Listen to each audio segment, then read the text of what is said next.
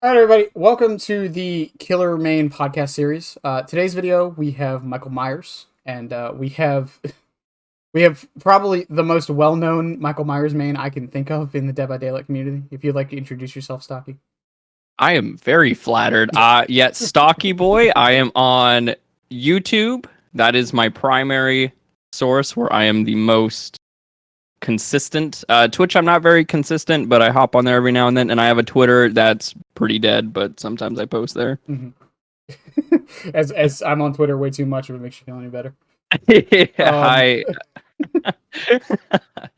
I'm thrilled to be here. Thank you very much for having me. Of course. And all those links will be below, and y'all should check out Stocky if you haven't somehow. I don't know why you're here if you haven't. For first things first, how long have you been playing Dead by Daylight? I've been playing since May of 2018, so close to 5 years. 6 years. Oh my god. Mm-hmm. Yeah, almost 6 years now. So you didn't start when the Halloween chapter came out? No. When the Halloween chapter came out, I lived in a very religious household, and they did not allow really rated M games. Okay. So, yeah. I wasn't, and I almost didn't get Dead by Daylight. Even when I became an adult and started doing my own things. Mm-hmm. But I almost got Friday the 13th. I was a bigger Jason fan at the time. Really? But the thing that turned me off to Friday the 13th was you couldn't queue up his killer. So I ended up getting DVD. I was like, I like Michael. He's cool. Yeah. But over time, I've grown. The new movies really helped me out. Mm-hmm. Kind of enjoy the character a lot more. Mm-hmm. Were you a fan of Halloween Kills? I'm a very big Halloween Kills enjoyer. I love Halloween Kills. Fair enough. I love Halloween Kills. I actually so the reason why I love Halloween Kills as much as it is a very silly movie. Mm-hmm. It does not take itself very seriously, right? Right. And I like that Michael is just a killer shark. I think it's the only movie that comes close to realizing Loomis's quote where he says death has come to your town. Like, Kills is the reason. It is showing you he is a person that needs to be taken care of. He is this tornado, this tsunami. And I feel like you feel that the most in that movie, which is why I think it's a really easy movie to just put on. I think it's very rewatchable. I know it's not everybody's thing, but it's my thing. Watching him kill lots of people, I'm a fan of. I think it was like the only movie that like answered the questions that people had over the years. Like, what if Michael just went on a full-on killing spree of like a town? What would happen? Yeah, like let the boy off his leash. Yeah. Let him off his leash. And I guess people didn't like the answer. Some people wanted a little bit more plot, which I suppose. Halloween has never been a very plot-heavy movie, though. The original movie is just dude breaks out of asylum and kills people. That's just what happens. I think the most plot-heavy one is like the Rob Zombie remakes. Yeah, and those are pretty mixed as far as what people think of them. For me, they are not for me. I like my Michael Myers to be more of a mystery. That's kind of why I fell apart from the character growing up. Mm-hmm. I saw the original movie as like when I was like 12, 13, mm-hmm. and Michael Myers scared the crap out of me. Like the idea, because he comes to you in your little suburban home, like me, my poor defenseless little self, and it was very easy to put myself in the shoes of like some of the kids. Because watching it maybe a little too young, but when the movies went along and it became about, oh, I'm gonna hunt down my sister, I was like, oh, so as long as I'm not related to Lori, I'm kind of good. And then it was a lot easier to get myself out of that from the audience perspective. As someone who lives in the middle of bumfuck nowhere in the middle of the country, Michael Myers did not scare me at all. Texas Chainsaw's your worst nightmare. even then, man, everyone here has got a shotgun. We're ready to go. If anything, Leatherface is tame. Yeah, I tell the story to people a lot. My dad used to keep a saw-off shotgun above the fridge, under his pillow, and under the toilet. Holy crap, dude. Bro is ready. Oh man. So what got you in? Was it just like into Dead by Daylight? Was it just a friend told you? You just saw it one day and were like, oh, that's cool, or was it anything special like that?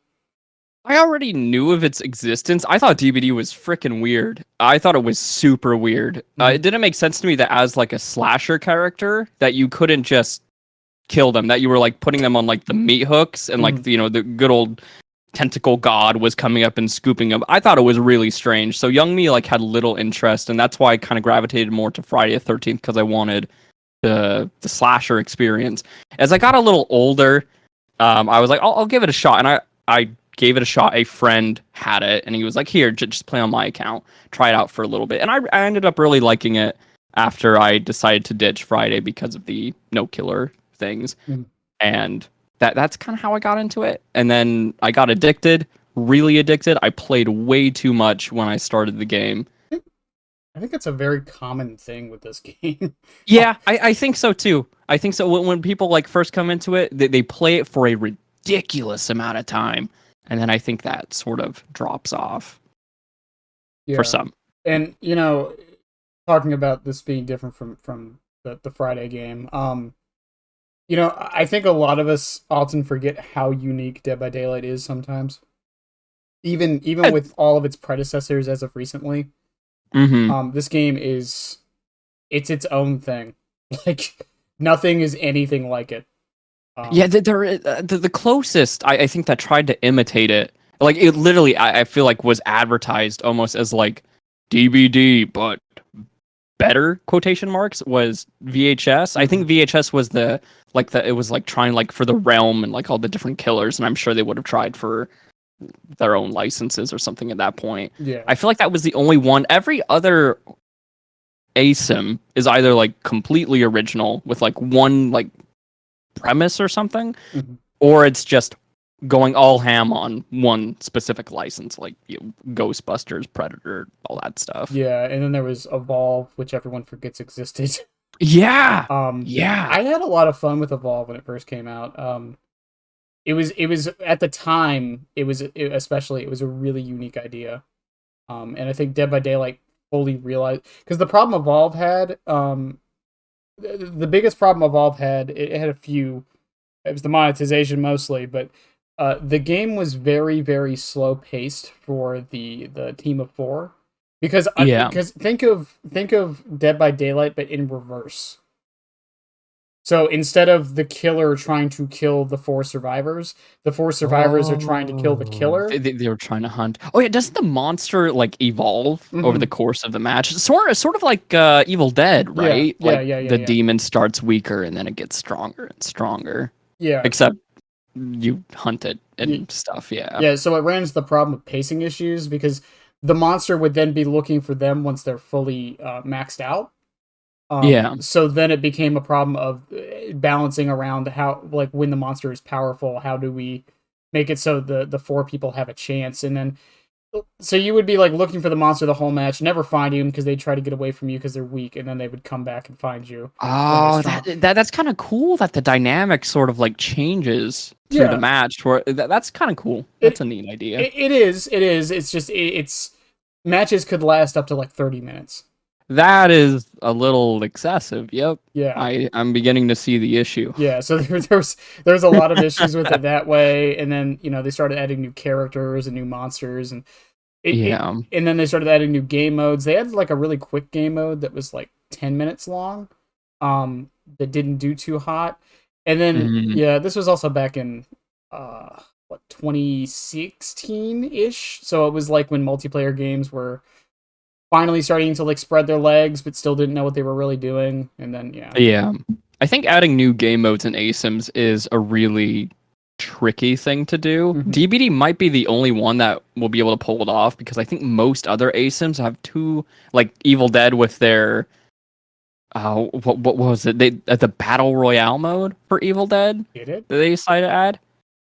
I don't know. I only played it for like a week, so I don't know. Oh, well, yeah, they did that, and they already had such a small player base, Mhm. and to like, you're already dividing it to that. DBD, I think, is probably the only one that could possibly pass another game mode because their player base is actually big enough, I think. Yeah, VHS, before it died, a lot of people don't remember this, but they added a new game mode that was like a horde mode, which was really cool. Oh, Yeah. how Uh, did that work in VHS? so there was no monster. It was just you just played as the survivors or the teams. Yeah. And it was like AI controlled. Do you remember Dollmaster? Yeah, Yeah, yeah, yeah. yeah. It was his little guys. They would like try to hunt you Oh, down. Yeah. oh, that's cool. Yeah, it was only available in customs. They were gonna bring it to the once the testing was done. They were gonna bring it to the normal game, but the game died like a week It after they it announced did. that. So Oh, wait, a week after they were like, never mind. Close it up, boy. yeah, I streamed that game for 6 months, um, January to June last year, and I was in the Discord talking to the devs, talking to like a lot of the bigger creators. We Mhm. knew it was coming. That's the sad thing about it. We all knew it was coming. We just Oh, yeah. that sucks. That it, really sucks. it's one of those things. We all It, it knew the writing was it there. is.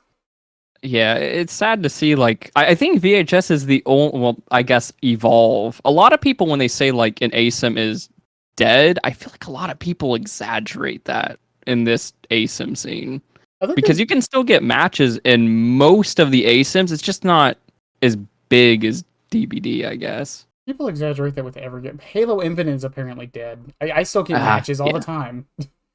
I have a hard time believing that the multiplayer is free, so Yeah, I'm sure and it's Halo. and it's on Game Pass, And it's on Game Pass. and it's on PC and console. I don't. I Yeah. think because I like I've said this before. I don't know what people's idea of what an actual dead game is. To me, it's a game that just doesn't work. That's a dead Yeah, game. I completely agree. Like people have been saying everyone's always so cut off. Like when I'll be talking in stream or whatever and I'll bring up Friday the 13th and people will be like, "Oh, it's a shame that every other ASIM is dead." But you could still get into lobbies into Friday the 13th until I don't recommend on PC, cheaters everywhere, but on PlayStation it's really easy to still get into lobbies. And they haven't like continued support in Mhm. forever because of the lawsuit and stuff, but Yeah, which from what I understand might be resolved in the next few months. I believe the lawsuit has been resolved for a while now. They're starting production of a TV show and a movie is in a bit of the works, and they already like said they're looking into making a new video game. I think they want it to be a single player Friday game, Mhm. but That's interesting. Yeah, because the 2009 remake, I still don't know what the general opinion of that movie is because no one talks about it. which Um, I like it. I liked it. I I liked it a I think lot. it's for me out of all the horror remakes, it was actually my favorite. Mhm. I liked the Friday remake. I dug it. Well, because it I think it was. was. Oh, yeah, go I ahead. was just gonna say because it wasn't a 1-to-1 remake like like the Nightmare one was. Yeah. It didn't change too much like the Texas Chainsaw ones did. It didn't like it still felt like a Friday movie, but Yeah. it was different enough to justify it being a remake. It was really great how they sort of changed the character, but also kept him so in line. Like, they added like the tunnel systems and stuff. Mhm. And like he kept a hostage because she looked like his mother. It totally made sense Yeah, for Jason to do something like that. I talked to a few people who said, "Oh, it feels really weird." I'm like, I don't know, it feels completely in character because that's his whole thing. He's not like Michael. Michael is the thing that would just kill everything set in front of him. he's But Jason, it totally makes yeah, sense. Totally makes he's sense. just the old dude on his lawn with a shotgun. That is him. That's He's that just a defensive, angry boy yeah. that really loves his mummy. And the fact that like he made the tunnels and the bear traps and whatever and in that movie he uses a bow and arrow. The way I describe there's two Jasons. There's the Jason from the originals who's like a hulking beast, and then there's that Jason who I call survivalist Jason.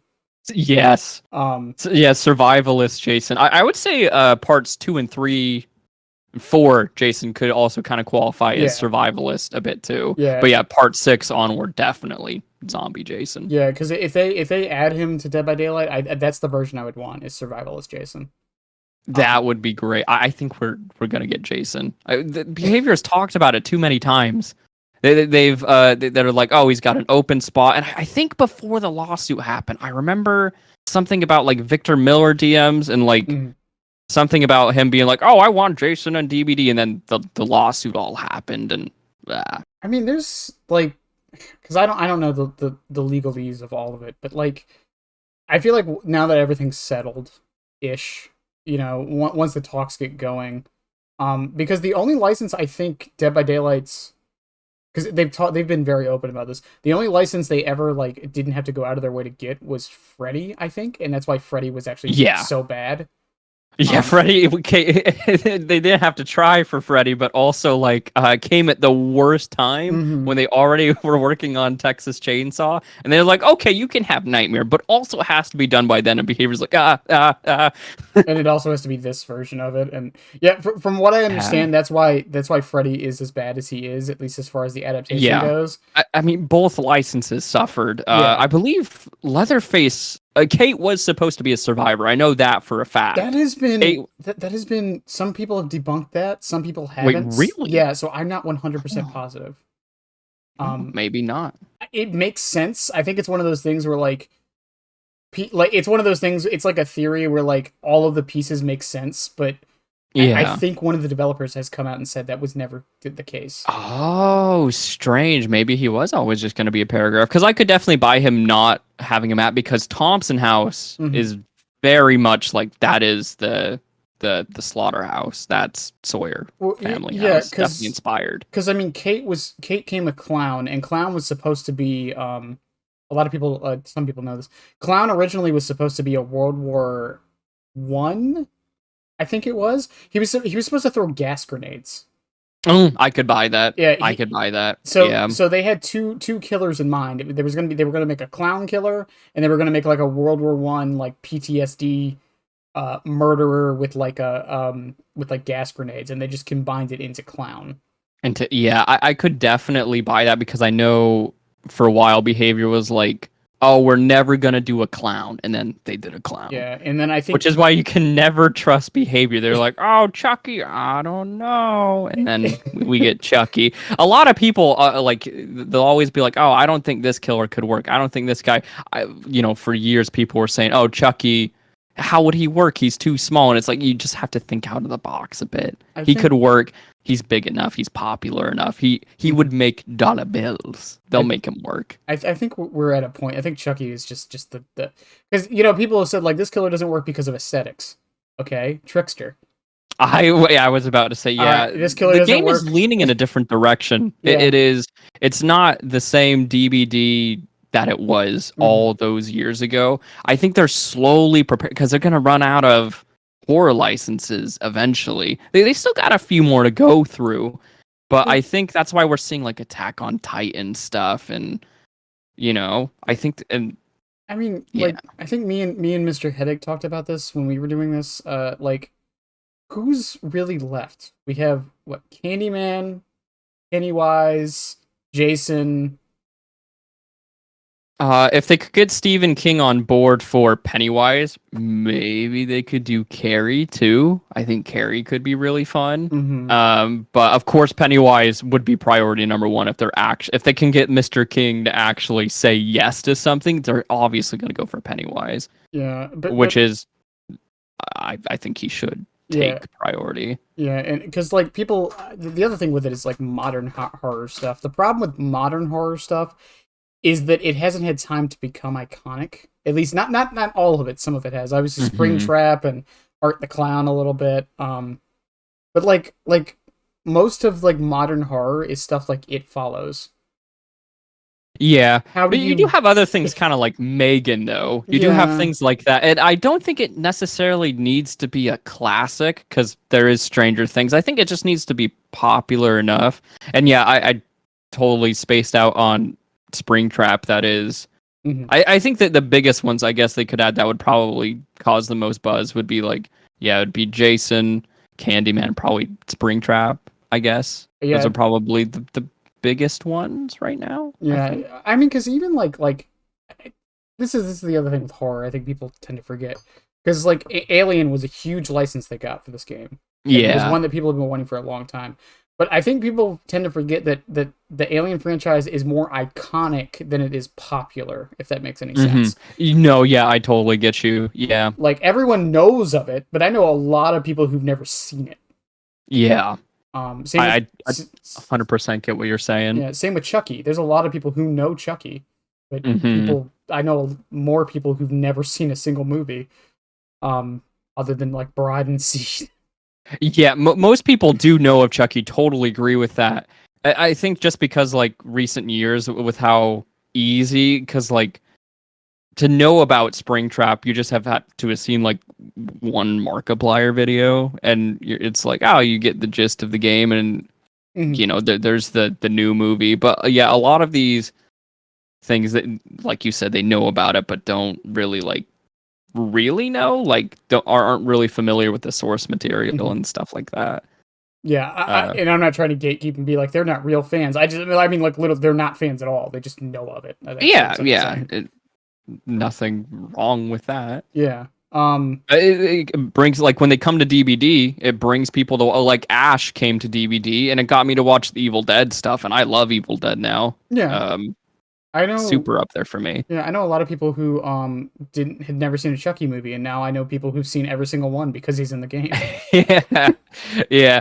I was not one of those. I saw every Chucky movie before. I am not one of those false prophets, but it's wonderful that it is getting people to watch a lot of these horror classics, Hmm. because maybe they resonate with, like, Chucky says a lot of funny things, and they're like, oh man, this guy's great. I'm gonna go watch some movies, and then you make a new fan.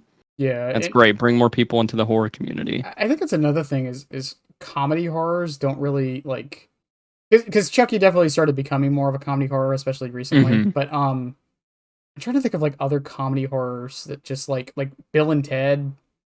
I Um, mean, I just mentioned Evil Dead. Evil yeah, Dead, definitely, yeah. Like Army of Darkness, Evil Dead 2. hmm Those are definitely like, and The Show. yeah, everything but the God rest first its soul. movie, everything but the first movie, pretty much. Everything. Well, the remake and Evil Dead Rise, those are definitely spoopy movies. Hmm. But they do have some comedic elements in them, Yeah. here and there. Yeah, but like I don't know. Like I said, DVD's aesthetic and thematic. I think people try to like box it in too much, and I appreciate the Hmm. devs. If anything, I would love for them to go more silly sometimes, because I know there's like I've talked about Scooby Doo before. I don't want a Scooby Doo chapter. I don't think that would work. Hmm. However, Scooby Doo skins that I could would be down for any. that. Like, it is like, if they wanted to do Scooby Doo, I'd be down for, if they go all in, if they go, like, maybe if they just add survivors and it's like a Scooby Doo paragraph, and you get like Mhm, Shaggy and Daphne, and you get like legendaries or Velma or whatever. They need their voice lines. That's my only requirement. If they just mhm, want to do mhm. skins, that's fine. But if you bring them in, I better hear a zoinks, or Yeah. I don't want it. um, But that was the one thing I said about VHS was I had hopes for licenses for VHS because it was more on the goofy side of things. So I feel like they could have Hmm. gotten away with stuff like Scooby Doo and Ghostbusters and things like that. That Yeah. I think DVD's fan base would not be the biggest fans of. Yeah, it's kind of getting more and more split, because you have a lot of people that were like with the game for a really long time, Hmm. and they want it to stay super, super horror like, Hmm. but like it hasn't been that way. Like you said, I feel like since Trickster, they've been adding a lot of other things. And the DVD community in general, we're really silly people. We Mm. are very silly. Like the Nia's, the entity stuff, and it goes. We've been doing like silly butt dances and little flashlights, and the community's been really silly for a really long time. Like, I think it's okay for the game to get silly. It's okay to have fun. Yeah, and I mean Trickster. I've said this before. From like a real life perspective, Trickster's probably the most Mm, terrifying of all of yeah. them. Yeah, he's pretty spooky. Like, yeah, from a real life perspective, he's spooky, but in the game with his bright yellow Hmm. jacket and his like neon colors, and he's uh doing his silly little things, and he's giggling. He's Yeah, pretty goofy. But like, in the game, but yeah, in real life, yeah, that he would be spooky. the idea of a massively successful pop star using his fame to coerce fans so he can kill them and put their screams into his soundtrack and no one notices. God, that's Yeah, horrifying. that's probably, not only is that something that could happen, it probably has happened. Yeah, it's extremely terrifying. Yeah, It's just like you don't really get that stuff in the game. When you're in the game, you just see, oh, he kind of looks like a survivor. He's shirtless. He has his yellow jacket. Bro's like saw the Jared Leto Joker and was extremely inspired. I mean, it's just like Legion is terrifying, but then like Spirit, like I know that's not real, right? That doesn't Yeah, really scare me that much. I remember when Spirit came out, and we were all like, "Oh yeah, DB's getting spooky again." I remember me and my friends were like, "Yeah, this girl is spooky," and then like a week later, we were like, "Wow." It did not take very long for Spirit to be ruined, but the game still goes back to spooky every now and then, like with the unknown, the build up, the teasers for the unknown. Oh Oh, yeah, that was good. I ate well with that. That was yummy. I kind of wish they went more into the ARG side of it, but I otherwise, agree. but yeah, I agree. But with what they did do, I was pretty happy. yeah, I thought it yeah. was pretty cool. I think they've been much better with teasers, especially nothing against the person doing them. They were just doing their quote job, but Hmm. God, I hate leaks. Hmm.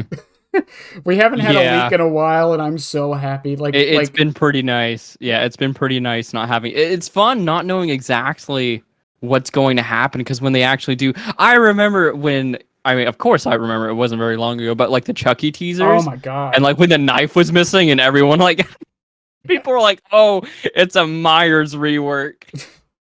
I even as someone who wanted Chucky in the game, I was skeptical. I was like, this they can't. It's not Chucky. There's no way. I saw the stool and I was like, "Nah, they're bringing my little goblin in. They're bringing my boy." Speaking of Myers rework, why Michael Myers, by the way? Why him as a main? So after Jason, he was my second favorite slasher at the time. Now he's become my favorite. Mhm, And I really dig the character. And over time, of course, like digging the character can only float you along mhm. for so long. The character actually has to be fun. I get a kick out of just sneaking up on people and ending the chase before it begins. And some people are like, "Oh, but the chase is the fun part." I don't really like the running in circles and all that fun stuff. Neither do I. Michael does have to do a bit of that. Yeah, I'm not huge on that. So it's kind of fun, like to sort of play like Michael Myers, and you're rewarded for Mhm, it. Like it sort of makes you.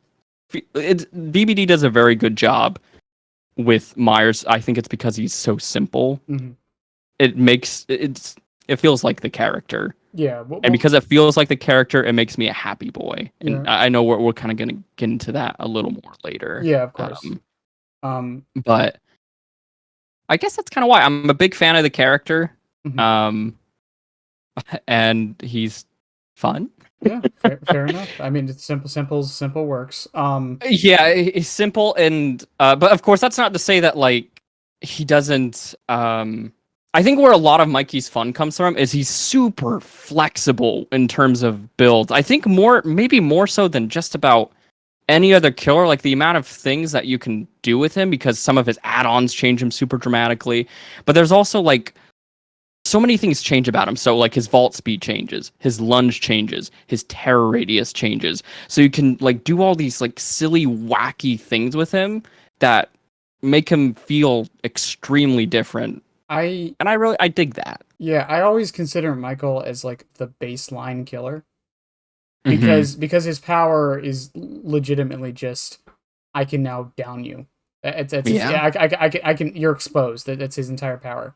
So otherwise, the rest of his add-ons and a lot of the stuff you bring with him, it's like you get better vault speed, you get better breaking speed. Like he is the baseline killer for the entire game, in my opinion. I know some would say Trapper, but even Trapper, like his power is it changes how it it's actually like, and I don't want to say this to be rude, but like it's actually a power.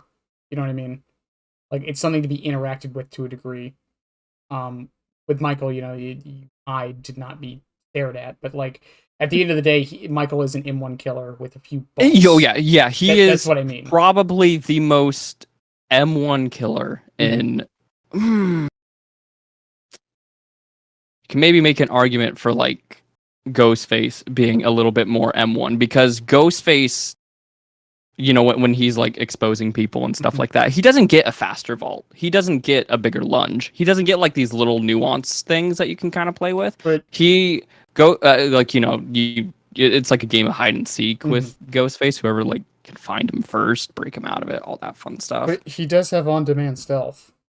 He does have on-demand stealth. Mikey, though, with the right build, just has stealth forever. Yeah, that's what I'm saying though. Like, but his base, like base kit, no add-ons, no nothing. Like Michael is like the M1 killer. Yeah. If you're just saying like, yeah, if we're taking away all add-on, yeah, that's where I think a lot of the fun with Mikey does come from, is like adding those perks and adding those Yeah, add-ons. he's extremely malleable. He's probably like I don't think there's a single perk in the game that I don't want to say is like good, but like that doesn't work on him. Right? Yeah, you can make just about anything work on him, which that's where a lot of the fun replay value comes, because you're right, him as default nothing. He's very basic, very like I stare at you, you get exposed, and that's it, right? Yeah. He gets a slightly fancier Noed for his power. Yeah. Um. So, speaking of that, and I know he's very simple, and from how you're talking, a lot of people have wanted Michael to get at least a little bit of a tune-up, for lack of a better word, not necessarily a full rework, but are there any changes you would make to Michael? Yeah, absolutely. Tier 1 needs to be changed. Okay, tier 1 needs to be changed. I like the idea of, because already like a lot of his power is based around like, you play like Mikey and you kind of reward it. So I like the idea of rewarding the player more so for acting and doing things that Mikey would do in the movie, right? He pops out of the shadows and hits people. So maybe it could be kind of fun if in tier 1, if you could still stalk people and get out of tier 1 that way, right? Or you could just whack someone. I think if you like successfully sneak up on someone in tier 1, you whack someone out of tier 1. I kind of like that. I wouldn't. No, that I like that too. That actually, I feel like it fits thematically, and I feel like it would actually help one of his biggest problems. It would help a lot. There are so many times recently. That's kind of just something I do anyways, because just getting people injured from the start and possibly slowing them down. Because if you like pop out right in front of somebody's face, a lot of the time they're going to be able to just run behind a wall, and you might as well just hit them, and then while they're running, you can get some stock. If there's not a good angle to actually get stock on them from. But other changes, one that's really simple. For tier 2 into tier 3, I would like a Oni activation button. That would be nice. So you don't have to 99 it. Yeah. Just let me be lazier. Let me be even lazier. Let me be even lazier. That would be kind of nice. That's the quality of life that doesn't really need to be changed. It was something that does, I think, really need to happen is, Michael has tested time for a very, very long time, right? He's probably the only killer that old that hasn't really received that many changes at all.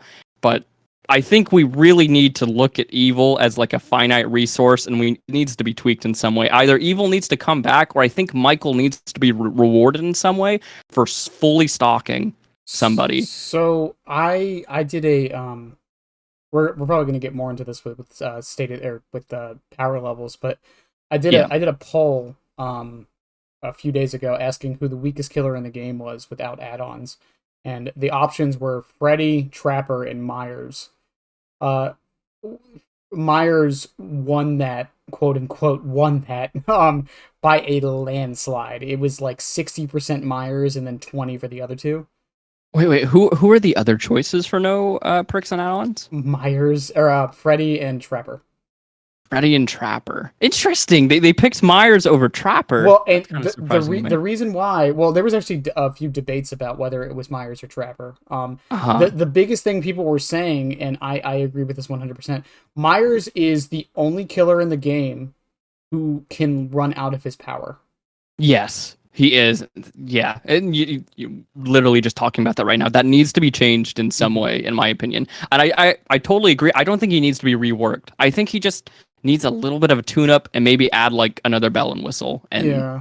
I think we're pretty good. And speaking of bells and whistles, I am now going to take a bell and whistle away from Mikey in terms of changes and add-ons. Tombstone. Oh, yeah, Oh boy. but we'll talk about that. Don't worry, I'm gonna bring that up in a We'll minute. talk about Tombstone. Okay, so not I yet. didn't write that down in the questions, but I figured you knew it was gonna get brought up. We'll talk about that. We'll talk about that in a second. Okay, I want to say that for That's the the hot last thing. topic. Okay, Um, okay. We'll save Tombstone. We'll save Tombstone for a little bit. yeah. But there's something base wise that I wanted to add, but it Mhm. kind of correlates to Tombstone. So don't be too nervous. It's Go- not. Yeah. It's not scary. I think a big thing for me is so the way Ghostface's stock works is the farther they Uh-huh. are, he actually stocks them a tiny bit faster. It's not too much to make a difference. With Really? Myers, it's the opposite, and I kind Yeah. of hate that. Yeah, I remember a lot of discussion was talking about that when Scott Junn brought that up a few Mhm. years ago. Yeah. You know, like he brought it up and everyone was like, "Oh yeah, that makes a lot of sense." And of course, like nothing behavior seems to be allergic to touching Michael, and I think it's because of his high pick rate. His high pick rate, and he has a he's gets good average kills, Yeah.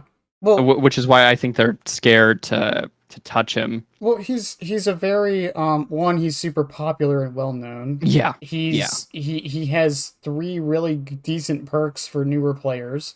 He's an Mhm. easy character, and I mean no offense. I understand every character has Oh has yeah, a no, skill ceiling, he's but easy. at the end of the day, Yeah. he's easy to get results with. Especially against survivors that have no idea what they're doing. Yeah, Michael is he is one of the biggest noob stompers in the game. yeah. And then we'll get into it in a little bit, but fucking Tombstone. I mean, I'm sure that helps his kill rate. That's Um, going to be a lot of fun. but yeah, and then like we said earlier, he makes any perk work, really. Yeah. So like even Yeah, if so any perk that they get you put on Sloppy, great, works with him. And he Mhm. gets that the stealth, right? A lot of newer players might rely on stealth, but because he has the lower terror radius by default, it can be kind of hard for newer players to deal with that too. Yeah, and I wouldn't even say just newer players, average players too. Yeah, yeah. Like even Completely players agree. even players who've been playing for even a couple hundred hours. Like Mhm. I know some would say that's still a new player, which is whole other topic and ridiculous to me, but whatever. Um, Yeah. like he still gets results. He's just that's the thing with Michael. He like I said, he's in my opinion the baseline of the game, and I think that's Yeah. part of like everyone always talks about how Demo's like the perfect killer. And that's not to me to say Michael is the perfect killer, like from a balance perspective, but from like a Mhm. usability perspective, I think Michael is the perfect killer. Yeah. At least on the killer side, because like I said, he's very simple. There's no fancy mechanics really. There's He's no an honest man. yeah. He's an honest man. He tells you a lot of, especially like nowadays, like when people like these powers are like becoming like encyclopedias and stuff Mhm. like that. You know, it can be kind of nice, like with Mikey, like with Chucky, for example. You activate stealth. You know, it's for a limited amount of time, and the boy is chuckling, and there's like all these footsteps and stuff like that. Mikey is just, I get stealth. These are the meters. That's it. That's it. Mhm. That's all you got to know. Skull Merchant, you know, you put up the drone, you get stealth for like 8 seconds, and like, you know, there's all these little. He's very, yeah. Yeah. You don't really have to understand Mikey super completely for him to work, because he just sort of He works. he Guess. also I don't he know. also leads to a lot of, and I bring this up for some killers. It's like the reason why like Wesker and Huntress are as popular as they are, Mhm. is they can farm clips. And I know Yeah. that that's like a meta kind of thing to talk about with like a popularity of a killer or character in a game, but I think people underestimate how important that can be.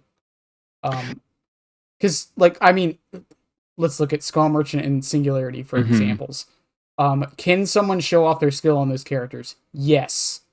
However, they're not very clippable skills. Yeah. Does it look cool? You know, Yeah, yeah. that's the thing, right? Yeah, Mikey kind of he does have some things Yeah. that I would say are clippable because it's like I wouldn't say it's like even like super high skill or Mhm. anything like that, Mm. but it's like, oh, holy crap, dude, Mikey vaulted, like he freaking jumped out of that window and hit that dude. Yeah. Or you could have like coup de grace with play with your food, and it was like, holy crap, look at all the distance he made, and he's still like he got the lunge and the hit, you Mhm. know? And of Yeah. course, like jump scare Myers, like how many Yeah. videos do you see on jump scare Too Myers, many. right? No Or offense, like but too many. yeah, no, I agree. I feel like I think jump scare maybe I might Myers. get like my Mikey people against me. I don't like Scratch Mirror. I think jump scare Myers is the killer equivalent of vault builds. Yeah, There's like a million of it's the same video, but there's so many jump scare Myers stuff, and I don't like playing jump scare. I don't mind Vanity Mirror as much. Mhm.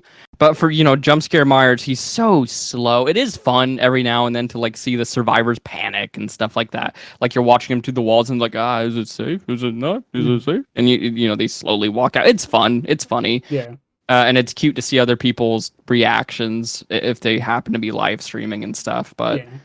otherwise, I don't think it's very fun. I like moving a little faster, and Scratch Mirror's like pace is just I don't think it's very fun. And you have to keep farming, play with your food stacks if you want to go anything beyond the pace of a snail. Yeah. Before we get into the big topic though, I love how I'm building this up like a fucking movie Oh, the trailer. Tombstone, yeah. Um, Oh baby. so his There are a few other things though. yeah, Yeah, but hi- I'll let you finish. his perks. Yeah. This is something I try to bring up because it's something that I feel like doesn't get talked enough with by killer mains because obviously it's kind of not necessarily the killer itself, but say the best for last, dying light, and what is it? Play with your food. Um, Hmm. I have talked many times about play with your food. I think is really badly designed. Hmm. Because it encourages you to just never, and Yeah. even with the stabiffle changes, which I am a stabiffle enjoyer. I love that So perk. beautiful.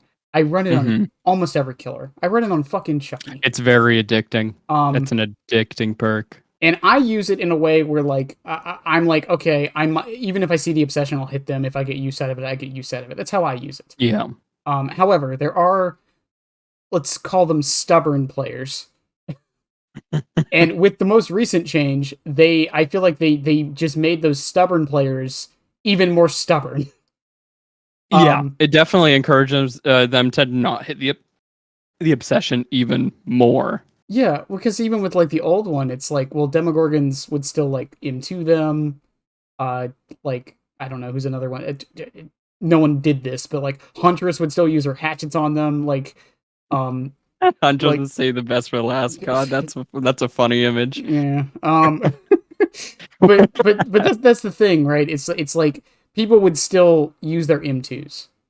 Uh-huh. Now people won't even do that. They will completely avoid the obsession, especially Deathslinger. Fun fact: he loses 2 stacks when he spears somebody. Or I'm sorry, four stacks. What? Yeah. Oh my god. Yeah, because the spear counts as a health state. Yep, that actually. No, wait, no, I don't know if that does make sense. It should only count as a health state when they actually Yeah, yeah. gets. Oh wow. So he loses 2 from spearing them, and he loses 2 from hitting them.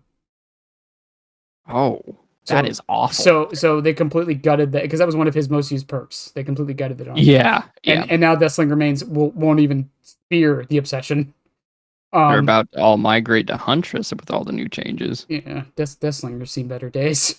He has. I remember the glory days. But yeah, like I feel like Stabiffle didn't get nerfed hard enough. My suggestion has always been once you hit 8 stacks, the obsession changes. Oh, okay. But I don't think they'll ever do that. And then with play with your food, once again, I feel like, and I get it from a thematic perspective, it makes sense. It's like, well, you're trying to avoid the obsession because it's what Michael did in the movies. Like he saved Lori for last. It's like, yeah, I get that. But like from a gameplay, it's like one person doesn't even get to really play the game. Yeah, it's interesting that out of all the perks, play with your food wasn't touched in all of its time of existing, right? But Dying Light has had to save the best for last has had a few changes because I mean I wasn't there when it released, but I'm pretty sure it just worked on every hit with like max stacks. I think It like that's what old Save the Best for Last was. I think yeah, it used to even work on missed attacks. that I didn't know. Yeah, Whoa, which is really funny to think about. I'm sure there's videos of it somewhere, but yeah, it used to work on missed attacks. But that's wild. but so yeah, but like play with your food is one I've talked about where it's just like it's one of those perks where it's the same thing with Stabiffle to me. I feel like you get the most use out of it if you kind of treat it as a hey, if I get the stacks, cool. But if you go out of your way to do it, you're kind of throwing a bit.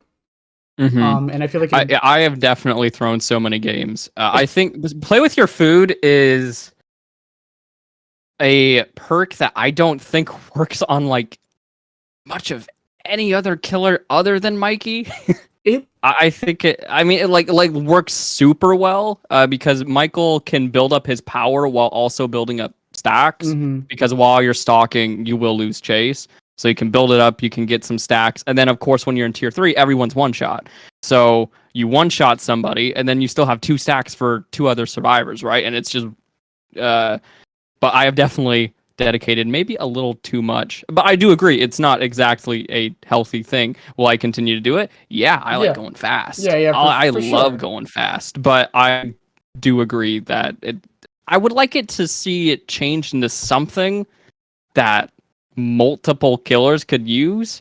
Because people would run it on Wraith, but one chase and Wraith is kind of he's already lost 2 stacks. Yeah, well, So once again, I think the solution is the same I have for Stabiffle, where mhm. you change the obsession at a certain point. Mm, Because mm, that's honestly yeah, my biggest yeah. problem with both of those perks. They encourage you to just not interact with one player. Yeah, it also, I mean, it also encourages you to just kind of be bad in chase, which can be kind of awkward, like to Hmm. actually like move away from the chase. It's kind of awkward and weird. So changing it into something, maybe like, it's called play with your food. So maybe if you just injure the survivor, they could even like give it some other benefit. I don't know what though. I haven't really thought about it because I have too much fun because I am a Myers main and I like play with your food because I don't know. Yeah, just speed and fast. So I haven't really thought of like changes to that. Hmm. Um, I don't really know what they would do to that. Say the best for last. I think because they nerfed the speed, maybe to incentivize to hit the obsession, maybe you only lose 1 stack when you hit the obsession. They could do that. Yeah, Possibly. yeah, I don't know. maybe. I'm not too sure with save. And then Dying Light, I think is fine. Like, Yeah. if anything, Dying Light could get buffed, but Dying Light, if I think if you were to just tweak how it interacts with the obsession, I think then you have a much better perk. one. But right now, Dying Light, because it doesn't interact with the obsession at all, like it just buffs the obsession, like they get none of the slowdown. Well, I mean, here's the thing, because I keep bringing this up. Once again, if it Uh-huh. changed the obsession, I don't think it would be as bad. But because you'll notice something with a lot of the more recent obsession perks, they all do that.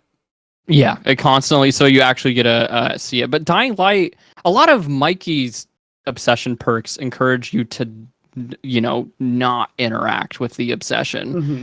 So if it were to constantly change the obsession, because with Dying Light you want to be hooking people that like are not the obsession, all Right. that fun stuff, right?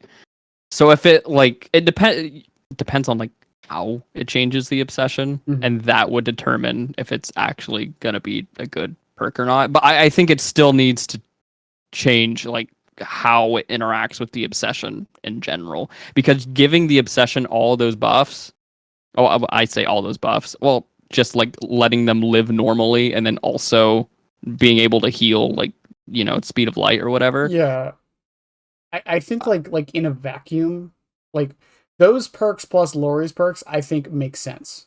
Hmm. Like if those are the only perks in the game, I think they're fine. Obviously they're not, but if they were, I think they're perfectly fine because they kind of counterbalance each other. The fact that Yeah, they aren't, I think, is the problem. so Which many perks in this game. pretty much. I forget. I forget so many like I don't play the game nearly as much as I used to. I still play quite a decent amount, but Mhm. like it can be kind of hard to keep track of everything. There's so much in this game, and perks are getting changed left and right and stuff like that. Mhm. can be kind of tough. Yeah. Um, Moving on to add-ons, though. yes, add-ons. I would like to save Tombstone for a little bit though. Yeah, yeah. You know, So we'll talk about the other quote problematic. I say that, but they're not. Vanity Mirror and Scratch Mirror. Because I don't. they're the ones that get People brought up a love lot. them. People love Vanity and Scratch, even if I don't. I don't think they're like super problematic. Mhm. Something I would like to see done to Scratch Mirror.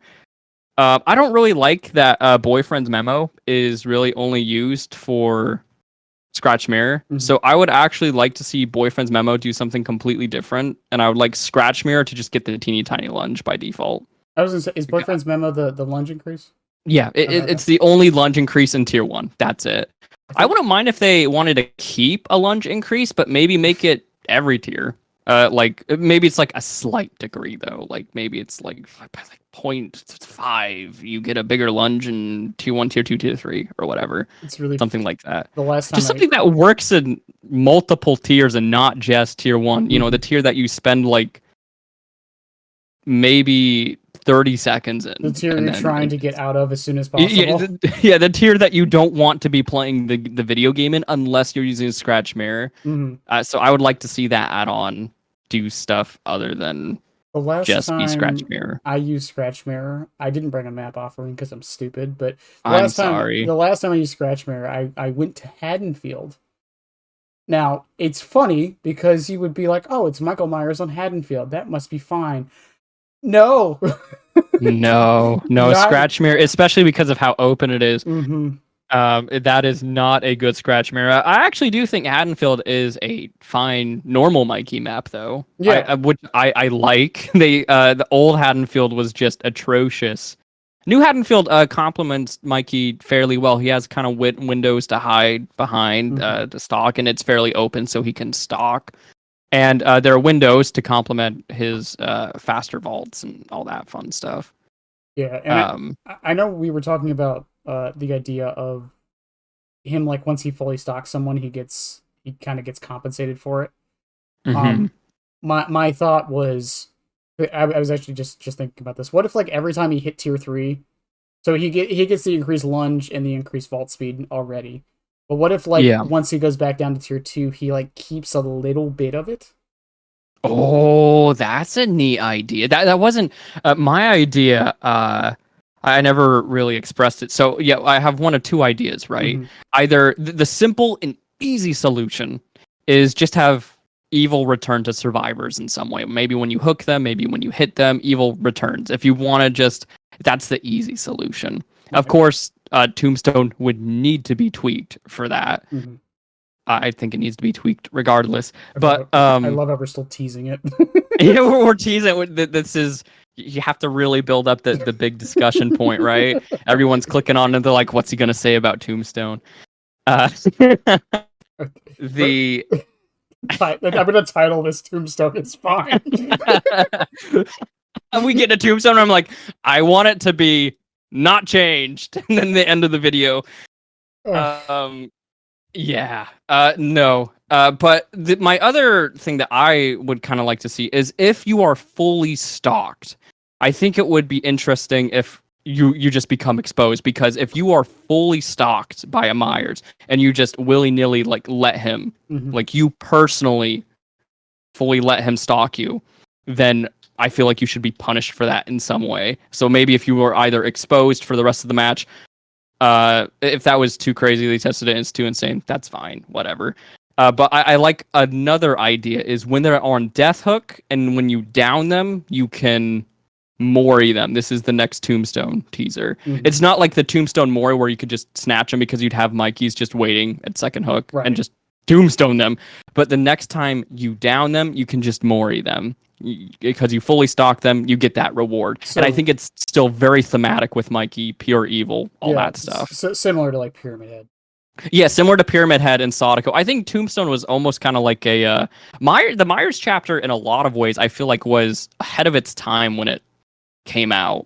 Like there's a lot of things that like modern killers have that are a lot more refined, but you know that Mikey did first. Like like the menu music, like having his theme and stuff like that, being able to like Mori survivors without the need of like offering, and that didn't really happen again for a really long time till Pyramid Yeah. Head came out. Yeah, But the idea anyways, of tiering with Nemesis and yeah, stalking yeah. with Ghostface. Yeah, there's a lot of things, but in Obsession, I mean, he brought the Obsession. Yeah, he brought the obsession. He also brought the first wave of decisive strike, and that the first decisive strike, the first version of it, where someone would just be invincible and like they would just be the most obnoxious person ever. That actually got me to quit the game for a while. He got a lot of people It too.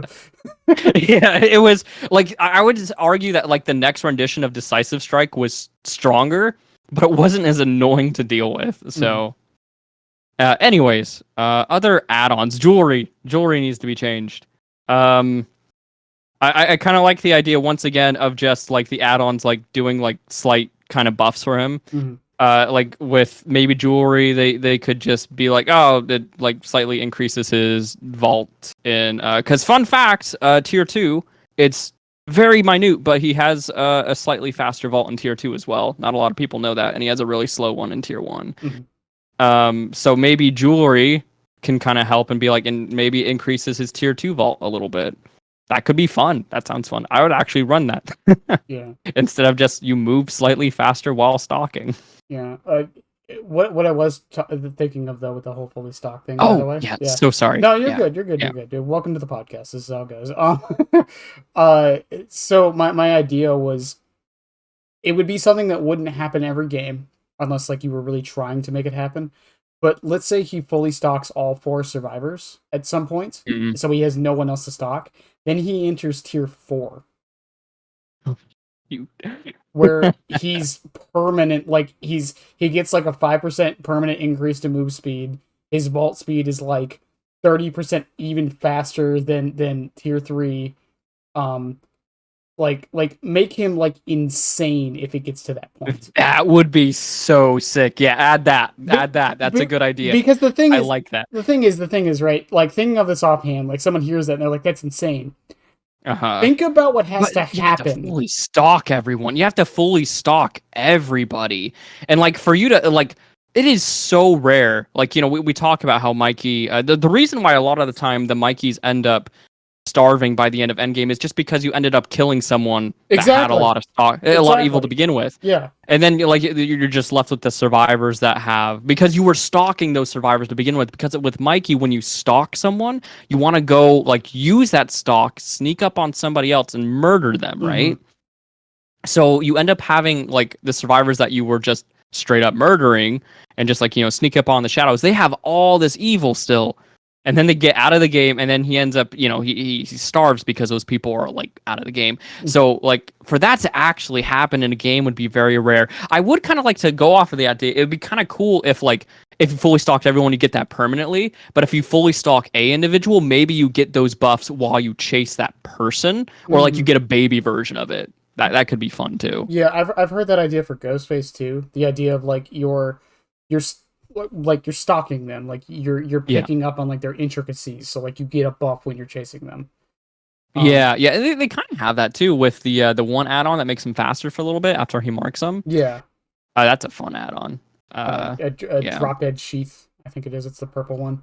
Yeah, something like that. You mark them and you're like 10% faster, and you're like, that's a fun add-on. But yeah, like I said, it's like you would have to go out of your way to kind of get that. And I kind of that's one thing I do like about Michael's add-ons is while there are some that are just like slight buffs, there are like 5 or 6 that like change how you play him to a degree.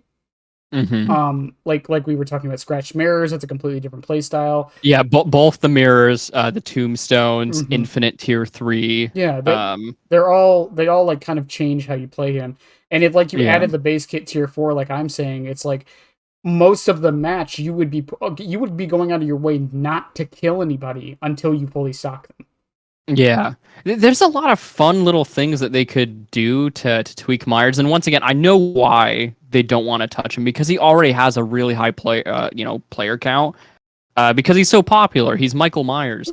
But you know, there's a lot of other killers that they're like, oh, you know, like there's like 2 twins players, so maybe we should change twins. Did you see the teaser? This is gonna date this, but did you see the teaser? I did. It was like Victor, like he was like on a grounded person or something like He, that. he I briefly looked at it. he was like on top of Dwight while he was on the ground. Yes, Um, yes, he's gonna eat him. he's gonna eat him. It's the new Maury. Let's get some Maury. Let's go. Um, yeah, I was talking to Linksy about it, and or not talking to her about it, but she was talking about it on Twitter, and Pixel Hmm. was talking about it too, and I don't know how I feel about it. If it's what we all think it is, because I feel like they're gonna. It better be an optional thing. It better not just force Victor on top of the down person. Yeah, if it like keeps him there, Mm. that's just a direct nerf. Uh, That's a big boy nerf, and then you have Dwight marching up and just kicking Victor, and then he picks up the slug. yeah, well, like I said, if it's an optional thing, like if Victor is like Yeah. over top of the body, like you can like press a button and have him stay there, I think that would be fine. Hmm. But if it's like forced, because I've said this so many times about the reason why a lot of characters are popular versus not popular, and what players hate the most, and that's lack of control. That is the Yeah. thing people hate more than anything is lack of control. The moment, like, that's why people hate CC. That's why people like characters with mobility, because those characters give you more options. Um, Yeah. so when you start taking options away, it's really, really, really bad, and people don't like it. Yeah. People like to express themselves. They like to like goof around and have fun. Mm-hmm. Like with something I hope that doesn't happen, right? Is I hate it when killers have certain mechanics and then like nobody uses them Mm-hmm. because they're that bad. Like Pig with her ambush. Mm-hmm. And I know you're a Chucky main. Mm-hmm. I play a lot of Chucky myself. Scampering is a big topic of discussion. I hope like there's talks and whispers yelling, I should say, of Scamper should probably be changed. Yeah. Well, here's the thing. I just hope it's not murdered. Yeah. Well, here's what I tell people is because I'm a Chucky main. I don't want to say I'm well known, but I'm known. Um, there's a lot of other Chucky mains I know of. There's about 5 of us left ever since the There's 180. 5 of us. About 5 of us left after the 180 changes. And almost all of us agree Scamper should be nerfed to the grounds. We don't think it should be killed Hmm. and absolutely murdered. It should be an option, not the solution. Yeah. Um, and most of the Chucky players agree on this to the point to where we don't even scamper that much. The only time you'll ever see me scamper is on a god palette when I'm playing Gideons or RPD, or Yeah. when it is legitimately the only way to hit somebody. Oh, Like I'm an evil Chucky main. I abuse it. like if I have the option or the ability to go for a slice and dice hit, even if I Yeah. don't think it'll hit, I'll still go for it, right? Yeah. Running and screaming at people is my favorite thing to do. That's why I mean, like the voice lines, running and screaming, and like being able to like just being like a general goblin it makes the Mm-hmm. character super fun for me. Yeah, I think I've said this before, voice lines. I call it the Lucio effect. Hmm. The voice lines are like one of the bigger selling points for Oh, Chucky. yeah. The voice lines are one. If he didn't talk, like I imagine. I know you mentioned this when you were reviewing. Oh, Ghosty Mm-hmm. for Freddy. Mm-hmm. Like if he got voice lines, you would get more people playing Oh, for sure. 100%. Like even if he was bad, like even if character is Yeah. bad, if their voice lines are fun, people will play them. Oh, absolutely. Yeah. I mean that happens in League all the time. Hmm. It's just a small thing. And some characters it doesn't work. Like I don't want Michael Myers out here talking. Oh yeah, no, it should only be for certain characters. I mean, we got a his fun stun noise, which I don't want that actually is, taken. Don't take that is behavior. that Don't credited, by take the it. way? Do we know who does that? No, that is credited. I don't know the person's name. It's not like Nick Castle or anything. Ah, It's a behavior employee. fucking Um, I just love it. That's it's on someone's resume. I just love Yeah, that. I never want to see that changed. I know eventually we'll talk about how well he was adapted, and I'll get more into his Mhm. looks later. But Um, okay, I guess we can talk about it now. Yeah. Tombstone piece. Tombstone piece. I mean, I think we gotta talk about Judas Tombstone too. Of course. Now, Uh, um, Tombstone piece. so this. Basically what I was teasing with like putting like a Mori mechanic in the base kit. I don't want Tombstone to Mori anymore. Mhm, Just remove have it do something else. Like I was kind of teasing it also with the jewelry add-ons. I like the add-ons that just kind of add more fun things to his kit and just make him do things faster. mhm, So I think for Tombstone, I think it would be fun if they just they threw the Mori stuff into the garbage and they were like, okay, so you either get like a Spirit Fury Enduring thing, like you could do something crazy like that, because it's still like an eerie on or whatever, or you could just have it buff like things that are already existent. Like he gets like maybe half a coup de grace like mhm, in tier 3 for a tombstone, and that would be fun. I like bigger lunges, faster vaults. Just make that the tombstones, and then have a more like Mori thing. Just put that in the base kit. We already have these killers that are already established with that. mhm, I don't think like a lot of people, I think when they're talking about tombstone, I think a lot of the time they like to think about ways to incorporate the Moris into like kind of keep tombstone sort of similar. mhm. I may be the only survivor on the planet that likes going up against Tombstone, but I understand that I'm one of the only ones that like that. Uh, it's mostly just because of my inner Myers fanboy that likes that kind of likes it. But it as an add-on, I totally understand the frustration. You Yeah, haven't even seen Myers the whole game. He comes around the corner, 3 stacks of play with your food. You just finish the gen and you're dead. You die. yeah. It's over. Did It's not very fun for them. have you played League before? League of Legends, Yeah. no, Okay. I no. bring up League a lot because it's run into a lot of these issues over the years. So it's a good like Bechtel test, I guess is the word I would use. So Uh-huh. it's not what a Bechtel test is, but whatever. Um, a barometer is what I meant to say. Bechtel test is when two women are talking in a movie. Um, they have a character called Timo. Okay. Timo is not a very good character in the game. However, Tragic. but people have talked about he needs a rework and needs to be changed over the years. However, Mm-hmm. they can't change him because he's iconic. Just like my boy. Do you think Tombstone Piece kind of falls into that issue? Because it's iconic? I don't know. Maybe. I feel like if you put like some other Mori mechanic, me as a Myers main would be happy if the Mori was just kind of put somewhere else. Mm-hmm.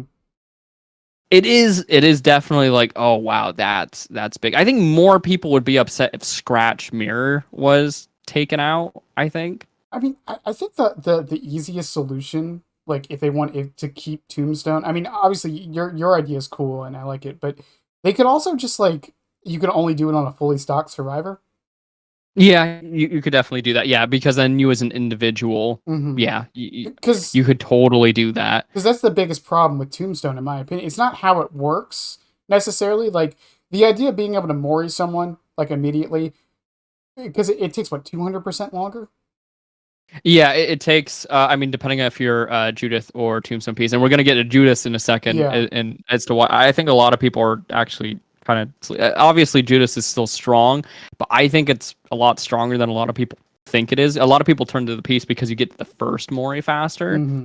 and that's really cool. I believe Tombstone Piece is 150% more stock, so you have to get for the first Mori, you have to fully stock 2 people, and then Mm-hmm. I believe you get your Mori. For Judas Tombstone, the first one is a little bit longer, but it has a weird little quirk. You can actually with Judas Tombstone, you can get 5 tier 3s. So you could kill an extra survivor if they're in the lobby, and of course with Judas Tombstone, when you kill someone, you can keep going. Yeah. The fun don't stop. So you scare another person, they go into a locker, and you have one person dead, and you have another person on a hook, or they maybe didn't see you and they just die, which that's rare, but Spoilers, I am going to bring up something with Judith's Tombstone in a little bit. If you've been Oh, on baby. Twitter, you probably know what I'm going to talk about. No, no, I have not. Okay, okay. So, All right. Anyways, yeah, like I think like if they made it so once someone's fully stocked, you could because the biggest problem I feel with Tombstone isn't what it does, it's how it does it. Because uh-huh. the problem with it, like we mentioned, is you can stock someone else, they could feed the Myers, and then you just like see him for the first Yeah. time the entire match. He's And then you, yeah, 99s, yeah. he hits you and you're dead. Yeah, Like, poor Ace over here doing the gen, just minding his own business, and then mhm, he's out of the game. I totally get that. I still think there is one more thing that is just not very fun, and that's kind of the locker counterplay. I think mhm. it's very like you would still have that issue, I think. We're gonna get into that. Once again, you haven't been on Twitter, so this I is gonna be think I funny. now know what you're Okay, talking about. I'm yeah. not on Twitter very much, but I think we're gonna get into okay, okay. um, But I think that's why I still think it would be nice if it was uh kind of changed to a more. But I guess if you sort of still had like the baseline more, you hook them a certain amount of times, they can't restrict you of mhm, the. Yeah, you could add both. Tombstone could still have its Mori things. You could fully stock them, but if you added as the base kit, like on Death Hook, yeah, they're fully stocked. You can just outright you could take them out of the locker, put them on the floor, and they can't restrict you of the achievement because DCing doesn't work anymore. Hallelujah, thank you, behavior. You could just pull them out of the locker, plop them on the floor, and you can Mori them that way, and you could still get your achievement. yeah. Because I mean, we've because like Tombstone piece is just like it also. I've talked about this before. We'll get into this with power levels, but Myers is, in my opinion, the main reason whenever people do tier lists, they don't bring up add-ons. Yeah, I think so too. I did a very bad video about a month and a half ago. Once again, dating this, I don't really care, but I did a killer tier list, and I made this stupid decision of being like, you know what, I'm going to take add-ons into account because Yeah. it's not realistic that a killer wouldn't bring add-ons. And then I got to hmm Myers, and I was like, I don't know. It's really hard to like because not even just for Myers, Hmm. but certain add-ons can make killers way stronger. And then if you're talking like tier list wise, it's like, okay, then are we talking any add-on? Is it realistic that we're going to be putting Eries on every match, or are we just talking yellows and greens? And of course, if you talk about Well, every add-on ever, uh, yeah, Mikey changes a lot. yeah, and then there's some killers where their best add-ons are their browns.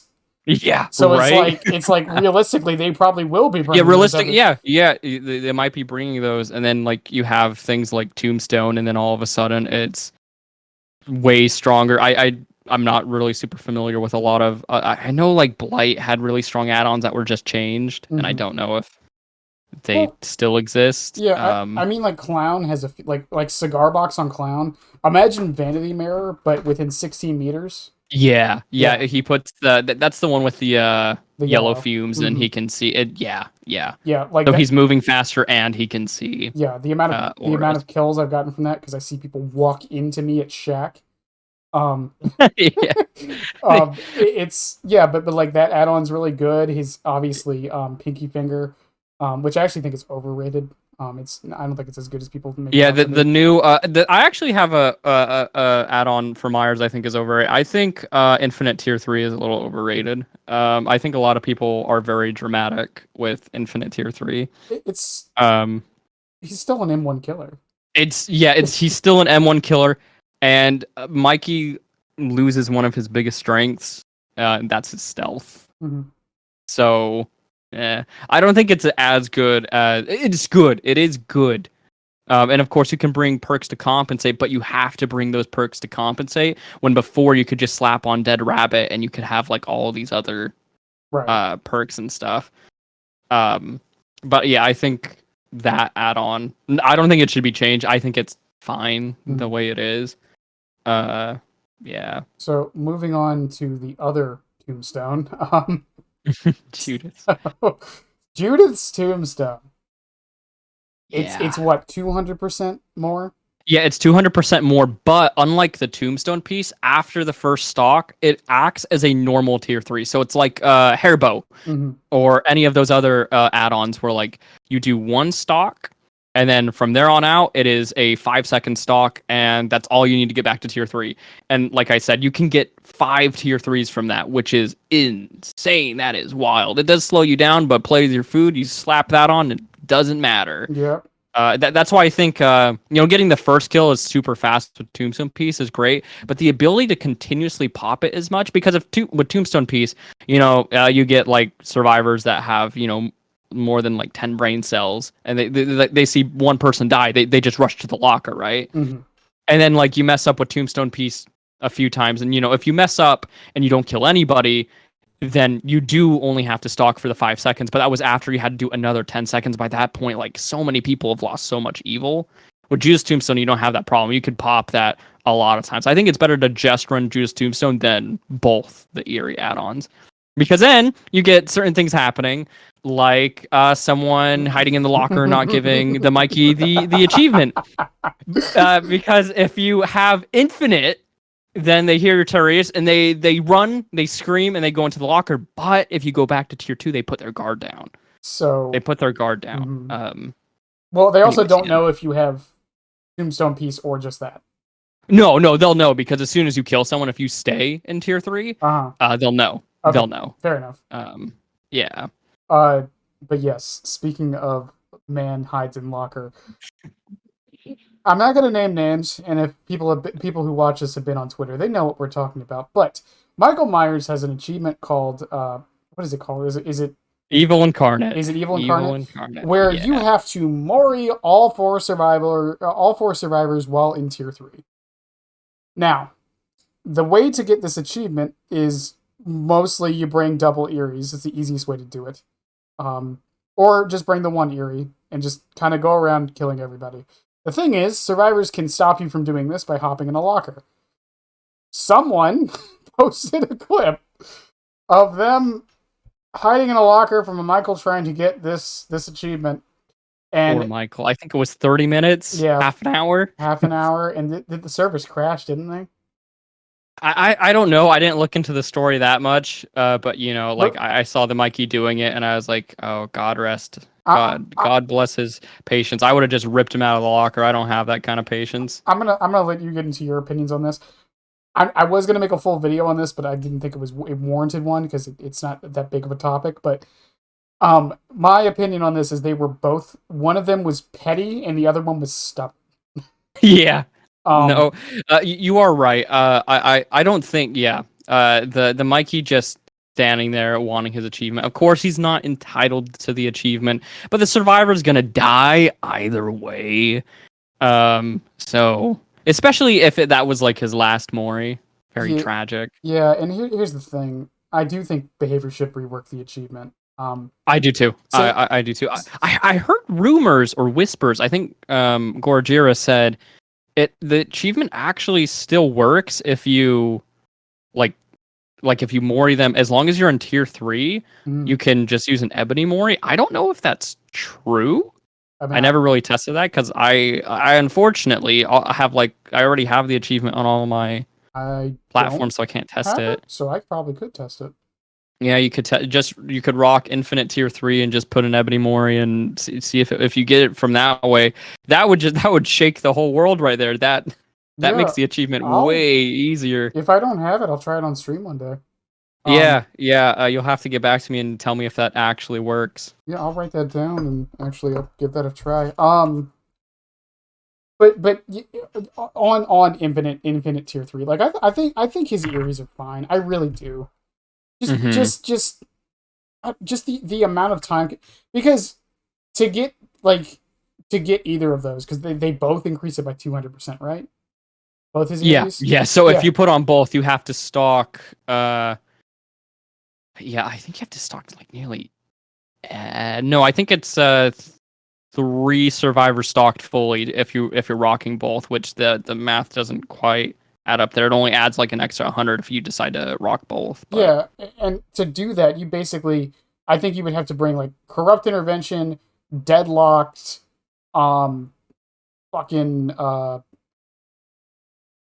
Dude, you freaking slap on Ruin Undying too. You just go full. Well, you have to put on play with your food Hmm. because you're gonna be slow, very very slow. But yeah, corrupts. Like, I feel like because you have to dedicate an entire build to it, I think both of them are fine. Yeah, I think rocking both of them are completely fine. There is nothing wrong with. I think it's just the piece and Judas Tombstone by themselves are a little Yeah, they can I really do think it's more yeah. the piece.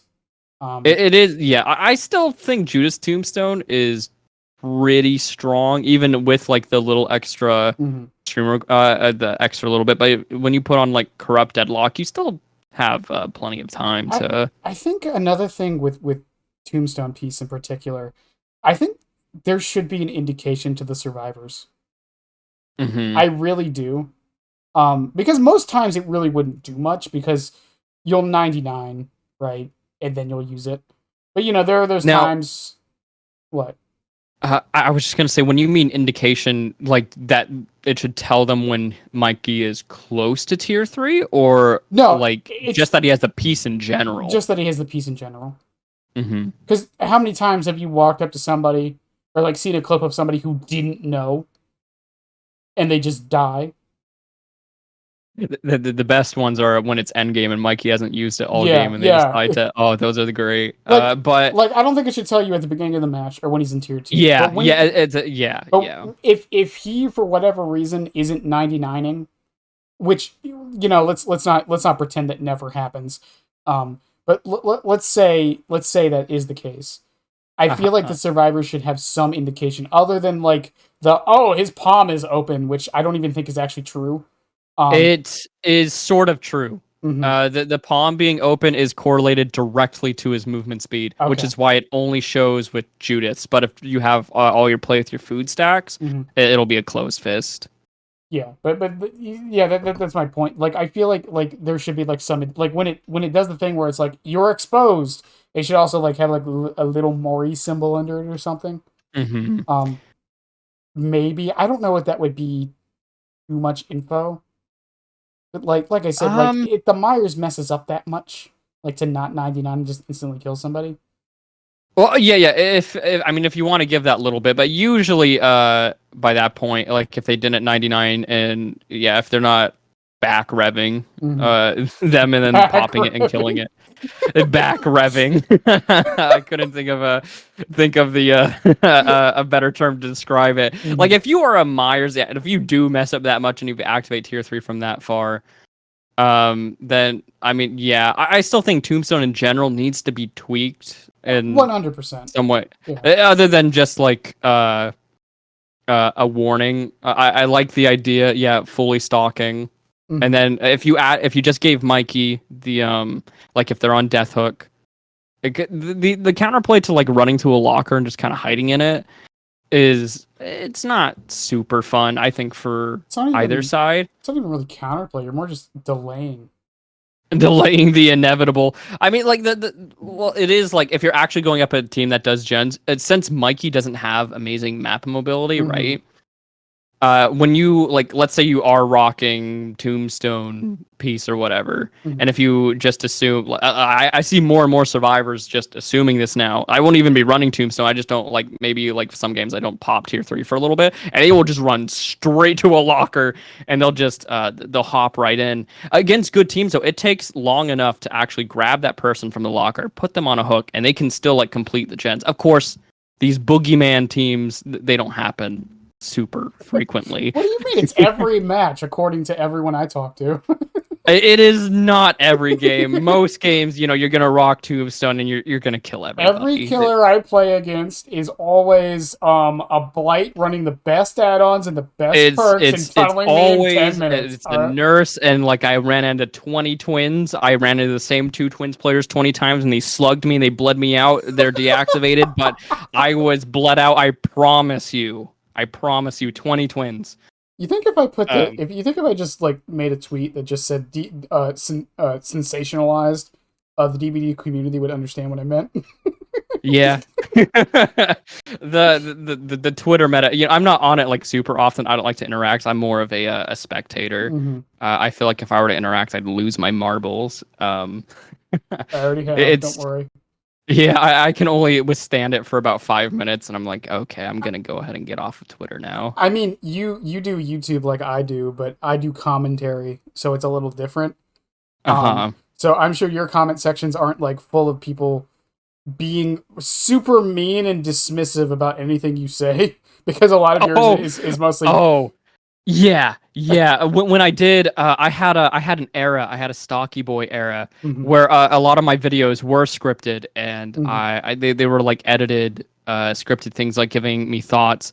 And sometimes they'd be like, "Oh yeah," but then like I remember I'd had some takes, which is like I did a video on Evil Dead, and I was like, there needs to be something to grind for, because there's not really any mhm. reason to play, and I was like, I feel like they should add a prestige system, and everyone called me crazy, and they added a prestige system, but you know what,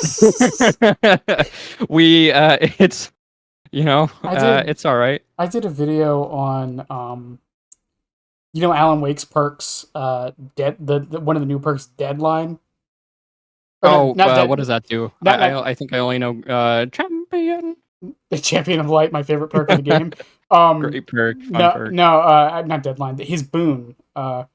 I suggested, Oh, yeah. yeah, I suggested they make it so it also shows totems, and the Hmm. amount of people who were like, "That's a stupid idea. It would kill hexes."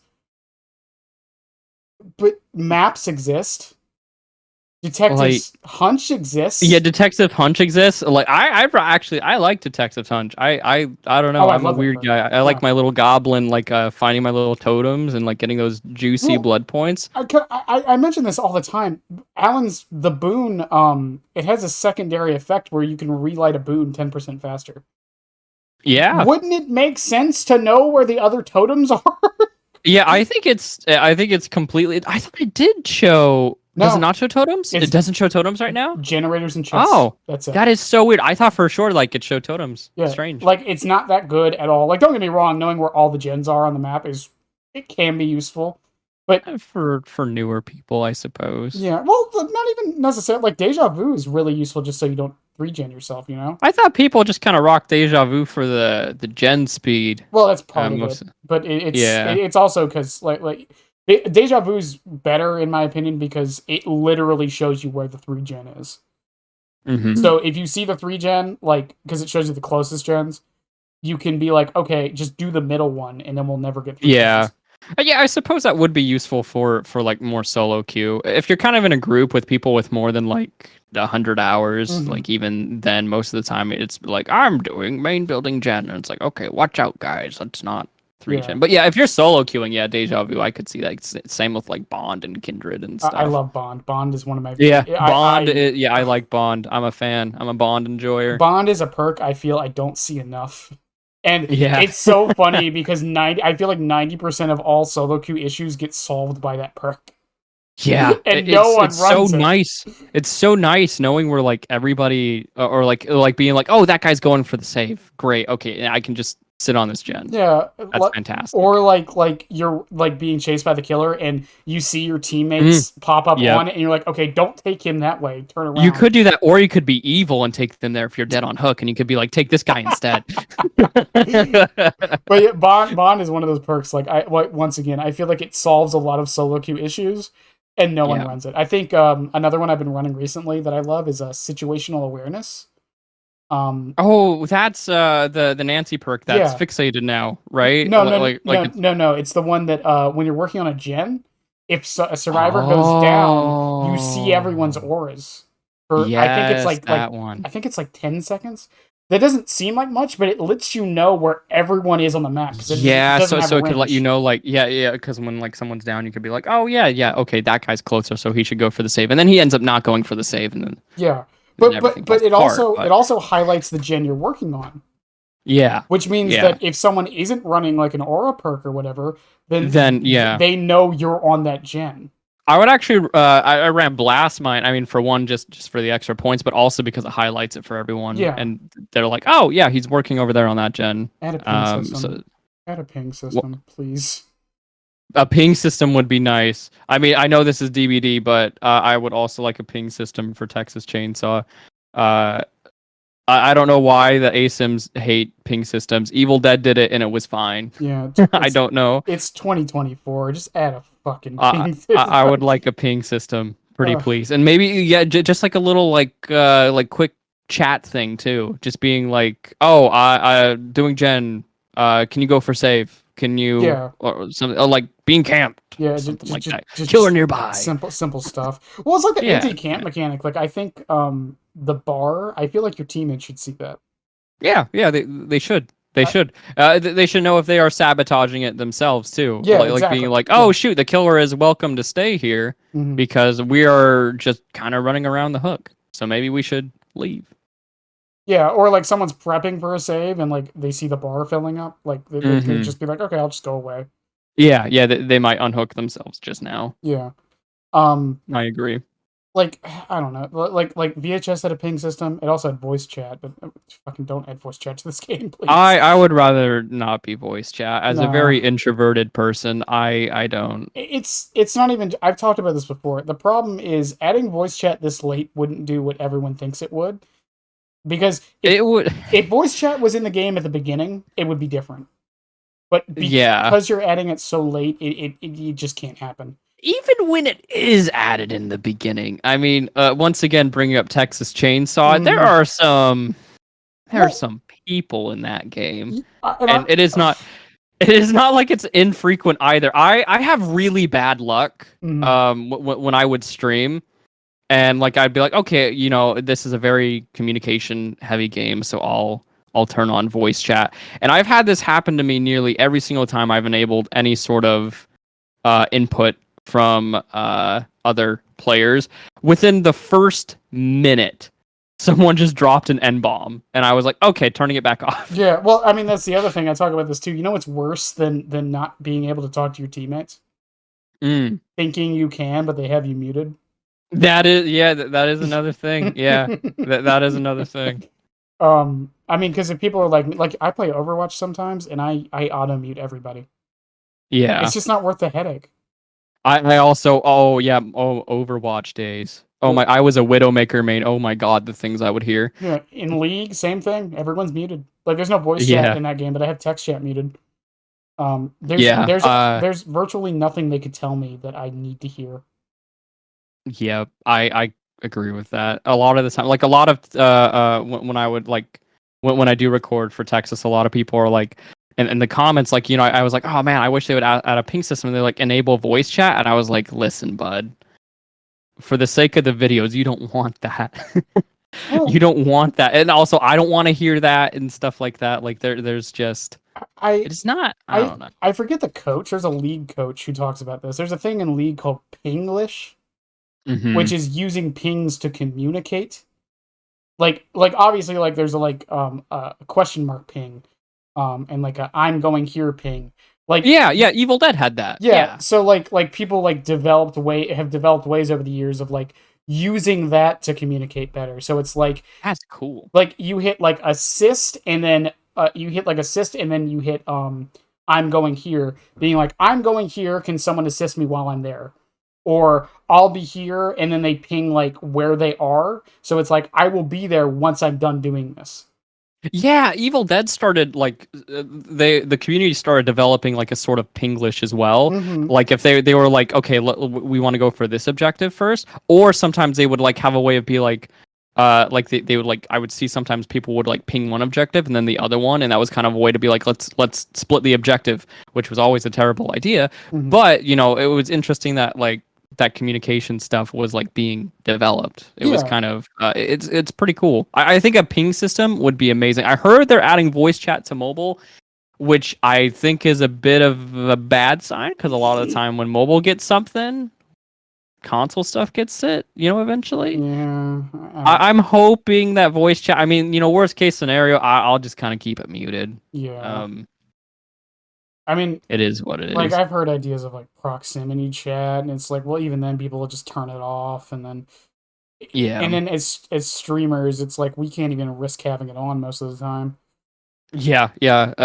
I guess it's my even if I wasn't a content creator, but that's just kind of how I am as a person. I don't Mhm. really. I Well, kind of want to play the video game for relax. to, to relax and like not have people yelling at me. Yeah. Well, I mean that's. I'm speaking of it as from the content creator side of it too, but also from the normal person. Like the content Yeah. creator side, it's like we don't want to deal with it because we're trying to be entertaining and like do Yeah, all this the stuff. amount of censoring that I And would have to do. yeah, well, and on top of that, I forgot like there was a World of Warcraft streamer who got like banned permanently from Twitch because someone messaged him the N word. Yeah. He didn't even say it or do it himself. Someone else did. It just showed up. Yeah, isn't that terrible? Like Yeah, it's out of his control and it just mhm. that sucks. And it's like like I said, it's just like and voice chat is even harder to regulate. Yeah, it Um, is. It's very difficult. but yeah, like people would be like, "Oh, that buffs survivors too much" or whatever. I don't think a ping system would buff it that much.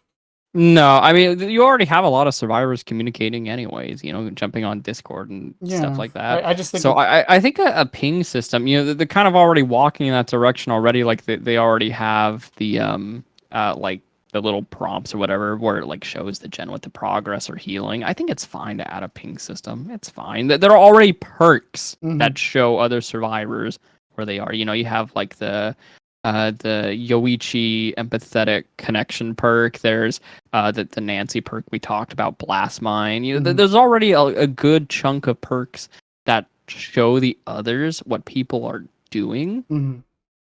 So I think a ping system would be fine. Yeah, and we kind of alluded to that. We were joking about it a bit, but I can promise you, every Swift you're going against is not like clock calling out everything in this game. No, Um, they're friends just goofing around. yeah, Most of the time, it's just of course, like they're gonna be like, oh, Myers is on me or whatever. Like they'll say that and they'll tell their friends who the killer is, of course, but it's not like they're like SWAT team being like I'm on Gen 5, all you 3, 2, 1 and all that jazz. I do community nights with Dead by Daylight every Saturday, and Mm-hmm. um, no one gets mad at me for this.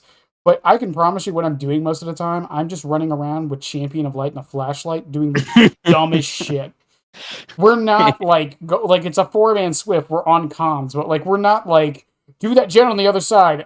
Go. He's moving. He's moving. He's at 10 o'clock now. He's on me. He's on me. He missed a swing. We're not saying all Yeah, that. Like we might be like, oh, he missed a swing here.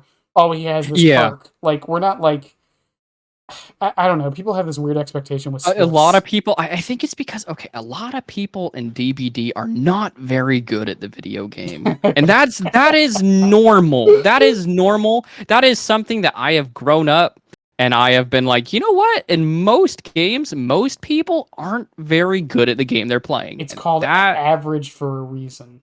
it is just, yeah, the average gamer isn't very great. And that's so fine. The most of them are just trying to have a good time. Mhm. But like a lot of the killers, they're a little new or whatever, and they kind of like maybe like two guys decided to like mess with them, like two Swift guys, and they're like, dang, dude, this was a full on bully squad or whatever. But it really wasn't. They were just kind of goofing around, and like once that killer gains a little more knowledge, they'll decimate those teams. I remember there was a Boogeyman Dwight team when I started Mhm. playing the game. They would all switch to Pizza Dwight, and for like the first 2 months I ran into them like 5, 7 times, and they kicked my butt every time. And then like flash forward like 4 or 5 months later, I ran into them again, and I had them all DCing. Like, I think I've said this before. I think this is a bigger thing with gaming, and I'm going to say the word that I hate saying. It's also oh, it's a society thing. oh, Joker. Um, I think we've gotten to a point to where the idea of being average is seen as a bad thing, Hmm. when by definition it's the average. Yeah, it's It's just yeah. normal. That's just Yeah, it's totally fine to be like around that skill level and stuff. being around the average skill level, I remember that's when I had like some of the most fun in DBD. Like not even just average, but when I was like less than average, Hmm. that's when I probably had some of the most fun in Dead by Daylight. Yeah, it's not like a game like Apex where you really only start to have fun once you're good at the game. Uh-huh. Because I don't know if you played Apex before. My God. No, I played. I mean, I briefly played it.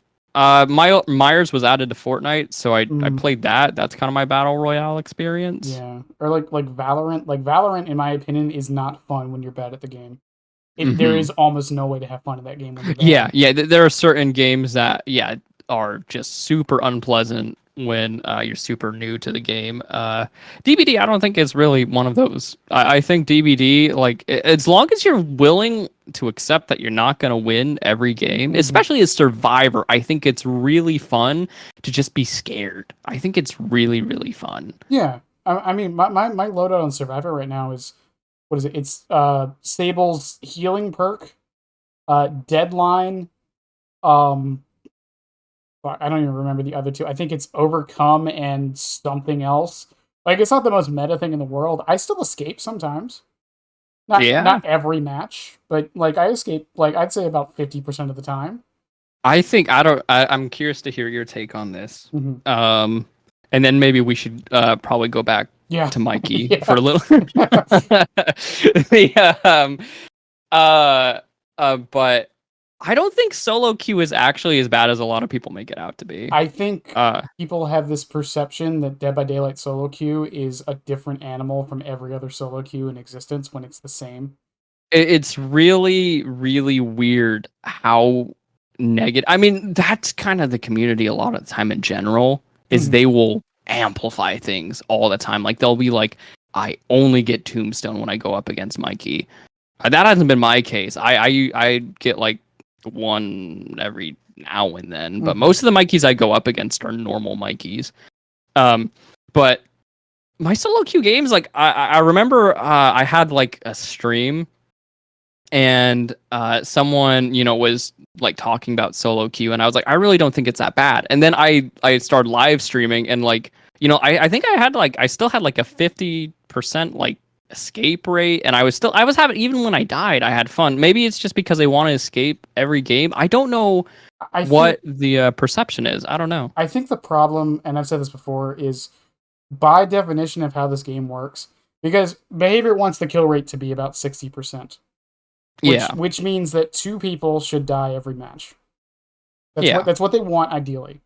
And they're basically at that. The problem with how this game works is, especially when you're playing solo queue, even though it is a team game, if you die, like let's say you get tunneled immediately, and you get your team gets 3 out, right? Hmm. The killer lost that match. You lost that match because you died, but your team won. So Yes, you yeah. still feel bad. It doesn't I matter. think something that they could do, Texas does this, and I think it's something that's kind of nice, is if you died and all your teammates live out, you actually, in Texas Chainsaw, if you're a victim and you die and your friends get out, you actually get a hefty point bonus. My suggestion has been make it so the blood points are in a pool for the Uh-huh. survivors, and they're divided 4 ways at the end of the match. Oh, that's interesting. That has been my suggestion. It's like, oh well, what if someone DCs or leaves? Well, then they don't get it, and the pot split 3 ways. And then the pot is through. Ooh, that's And spicy. what if like, oh, they die and they just leave the lobby? Then give it to them retroactively. It's not impossible. Like That would be cool. it keeps track of it. I think Um, that would be, yeah, giving them like a little, like there should be more of a reward given for like if you distracted. And this is, I mean, it's gotten a little better. Like I remember back in the day, if you got like if you chase the killer for like 4 gens or whatever mhm. and you died, it was like a guaranteed D-pip. But now if you're like in chase and like gens pop, I know like you get emblem points for it and stuff like that. I think because I did that earlier because I got tunneled, but I was able to run a Wesker for like 3 or 4 gens. Yeah. Not to toot my own horn, but but Okay, I think I Mister. ended the match with, there is an event going on, but I ended the match with like 30K. Yeah. Wait, S- 30? Only Well, 30 with the, you mean 300 or just 30 with the 30. I died, and Well, yeah, you I died and I was tunneled the whole time, so I didn't get to do anything but chase. yeah. So Oh, that's Oh, I guess yeah, you would only have the one category up. yeah, Yeah. yeah, That's unfortunate. yeah. So it's like I feel like that match was a waste of my time. Yeah, I can totally get that. Like I had fun, It's sure, but like I don't know. But also like it's an event and you kind of want those blood points. um, but yeah, in we'll get back to Myers real quick. Welcome to the podcast. I say this every time. Welcome to the Michael Myers episode. I talked about Halo for like an hour with Horser on the Nemesis one. It's fine. Okay, okay. As long I didn't want it to be like I was the odd one out, and no, like no, you're we not like even branch out. not even Okay, close. okay. As long I'm totally cool to sidetrack and talk about other things too. That's why I like this because it's like I said, and I've talked about this many times. The main point of this is to kind of talk about the game as a whole, and using the killer as kind of like the jumping off point. Yeah. Because shout outs to Heckaroni, who it was our resident pig name. That was the third longest one we've done, and the reason for that is because Pig just kind of like brought up a lot of topics about the game. Uh-huh. And I think Myers does that as well to a degree because of how simple he is. Yeah, because of how simple, how well he works with everything, and because of how old he is, you know, there's so many things about him that are like relics from the past that most killers have moved on from. Like the behavior's philosophy has moved on so much. So when you bring up Myers and all of his add-ons, you know, you start discussing, you know, modern day, past, Dead by Daylight, and all that stuff. And there's just a lot of discussion around the character, and because you know it's Michael Myers. We don't want to see a world where Michael Myers isn't being used. Right. So builds. I know you don't sound like the kind of person who's out here trying to win every match as hard as you can or go for win streaks or whatever. No, my those days are over. those days, okay. Those days, I once was a super heavy, sweaty Myers game. When I got into the game, I was like, I want to be known as just a terrifying Myers, and I think I did okay. I think I feel like everyone goes through that phase when they start manning a killer. Yeah. Like for me, like and I don't want to sound pretentious saying this as a goal, but my goal isn't to be like known as like the best Chucky player or like the most terrifying Chucky player. My goal is just to be known as one of the Chucky players. That's good enough for me. Yeah, I totally get that. I wanted to just I didn't care if I was known as like the best. When I started, I didn't start like a content creator, you know, I was just playing the game, having a good time, but I was like I want to be a really good Myers. And eventually I would get like PlayStation messages being like, "Oh, went up against you, your Myers is really spooky," and all that stuff, and I was like, "Yes, this is what I want." Right. This is what I want. And then eventually evolved into the YouTube channel, and I made that because no one really had like a Myers centric channel. And when I was trying to learn Mikey, I had to kind of I watched a lot of True Talent because like he had a lot of gameplay and he was better than me. He was a lot better than me when I started, of course, because he had a lot more time. Right. So I watched a lot of those, and when I eventually learned the character, I was like, you know, it'd be nice like in the future if someone like if there was a more Myers centric channel that people could kind of go to. And while he is basic, there are like nuances and stuff to learn. Of course. For the character. That's every killer. I feel like a lot of killers skip. I feel like I use Clown as an example for this. There was Aranad literally made a 230 page guide for Clown. The huge guide. Meanwhile, most people still say Clown is simple and easy. It's there's a lot of big things with I would have expected Clown to be easy too, and then I heard about that and I was like, if you can write that many pages, well, I want to redo a Myers guide too. And there is, I think, a lot of what happens with Myers in terms of like teaching tutorials and stuff is different play styles. Yeah. And that's where you really have to be like, okay, what is the most effective way of doing this? And a lot of people don't pop tier 3 at very good times either. A lot of people are like, "Oh, you should 99 it and then you should just pop it on the next healthy survivor." That is not really always the case. You don't always want to be popping it. Yeah, you gotta pay attention to where everybody else is if you can snowball off of it. Yep. Like there are really great times to pop tier 3 and like sometimes it's like, "Oh yeah, but he was healthy, you want him down now." But then it's like, "Okay, but what if 2 3 other people are injured right now?" If you stayed maybe in tier 2 a bit longer, they would waste time healing. Mm-hmm. And now you have a tier 3 ready. You down this individual, and now you have a tier 3 ready. They wasted all that time healing, and you're about to down them. Which is, yeah. Yeah, it's like little nuances like that. Like people joke because I'm waiting to do the Chucky guide until the changes I'm pretty sure are gonna happen. Yeah. But people joke with me. They're always like, "Oh, so you're," because I tell them I'm like, the script right now is like an hour, I think.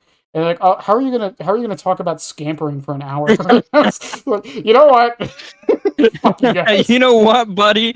It's crazy that that people do think that because like when you're writing a guide, when I wrote my first Myers guide like years ago, I didn't think there would be much to talk about. And then I started writing it, and then like I went at all the different play styles, all the add-ons, and I was like, my God, there's a lot here. There's add-ons, perks that work, perks that don't work, perks that are better, perks that synergize, perks that are just fun.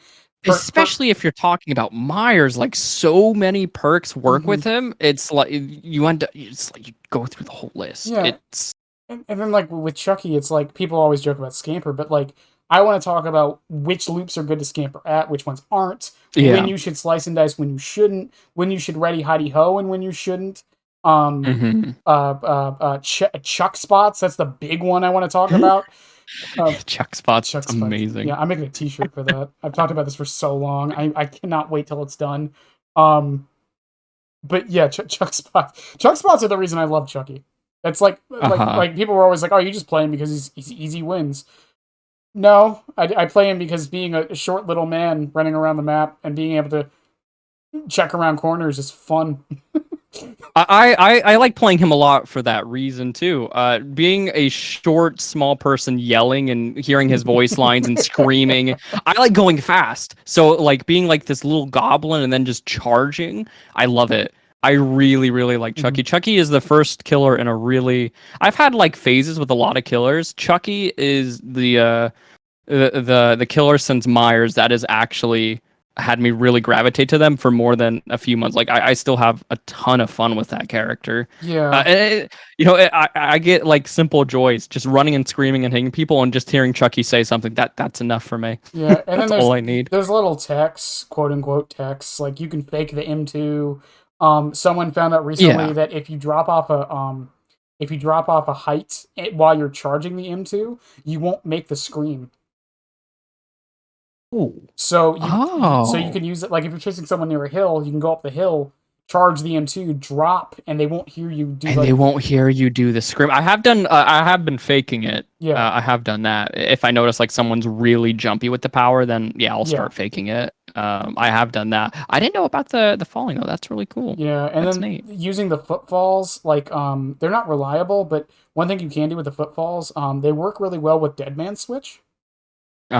Because if you're not chasing someone, like after you hook somebody, just immediately activate Hidey Ho, and I promise you, if you do it not immediately after, but if you do it like a couple seconds after, they will hop off the gens.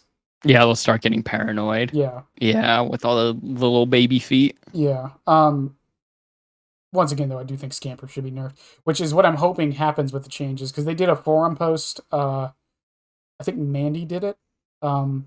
Where they were asking people for feedback on Chucky. So I'm assuming that means they're going to change some things, which is why I'm not doing the guide yet.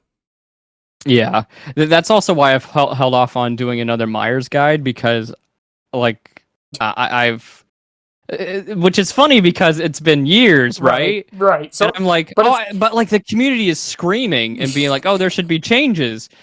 So I've been like, okay, maybe behavior's gonna listen, and like I'm like, okay, maybe they're gonna tweak them. I should wait a little bit before doing another Mikey guide, and it never comes. So I think this is the year. I'm thinking I'm gonna do it. like this like late May or Yeah. early June. I'm finally gonna get around to writing it, and then they'll probably change them October and whatever. For It's Halloween, yeah, fine. that makes sense. But you Um, know what? If I have to tempt fate in this way to finally I get have behavior to actually look at Michael, I fine. have a prediction. Yeah. Hear me out. Everyone's been asking for a health update for a long time. Hmm. Hear me out. October 31st, we get a teaser, and it's for a reworked Michael Myers, and it's also a health update, and it's called it's called like a Dead by Daylight Reborn again or something like that, and Uh-huh. that's why they've been waiting and haven't said anything about it. I would love that. I know it's I'm not not. gonna get my hopes up. My hope every single October. I've I'll take scraps. I'll take a redesigned model for Michael Myers. Mhm. Laurie got one. Haddonfield got one. Haddonfield actually looks like Haddonfield now. Love it. Uh, but Myers is he's really like it's crazy how allergic they seem to touching him at all. Like I get like maybe they don't want to mess with balance wise because he's always been in behavior's ideal balance spot. Mhm. You know, he seems to like average around the 2 kills, high pick rate, but like to not even like update his model at all, I mean, it's a little strange. and I don't think it's a license holder thing because I mean Fortnite. I mean, Laurie Strode. yeah, Laurie Strode was changed, and if you could change Laurie, why can't Michael be tweaked a little bit? I I think understand at the time I, you were a little less experienced, but I think it's because Lori isn't. They took her from the comics, didn't they? they did. Maybe it's a William Shatner thing. Maybe that could be the case. Maybe that's why they can't like fully implement it. Once again, I've said this before with I don't know the licensing agreements. I've said this before with like Demogorgon and Freddy. Like can they not rework Freddy because of the license? Well, they definitely can rework Freddy because he's already been reworked once. But did they? But you mean in terms of looks? Yeah, well, looks and things like that. But even with like balance, it's like did they have to talk to them first though? Yeah, maybe they would. Maybe they do. Maybe they do. Well, I was actually just about to say in terms of the mask, I was just about to say like, oh yeah, maybe it's a William Shatner thing, but that's not true because for his power icon, the mask looked correct. Mm-hmm. The mask is right, like he has the fluffy hair and he has like the slight smirk and all that. Listen, he has brown, fluffy hair in the original film. He has never once had jet black, spiky hair. Ever. Have you seen the Jeanette McCurdy or not Jeanette McCurdy? Oh my god, I can't. Merkins? No, I Is can't it the remember her Merkin? name. I can't remember her name. Who plays Oh. Lori?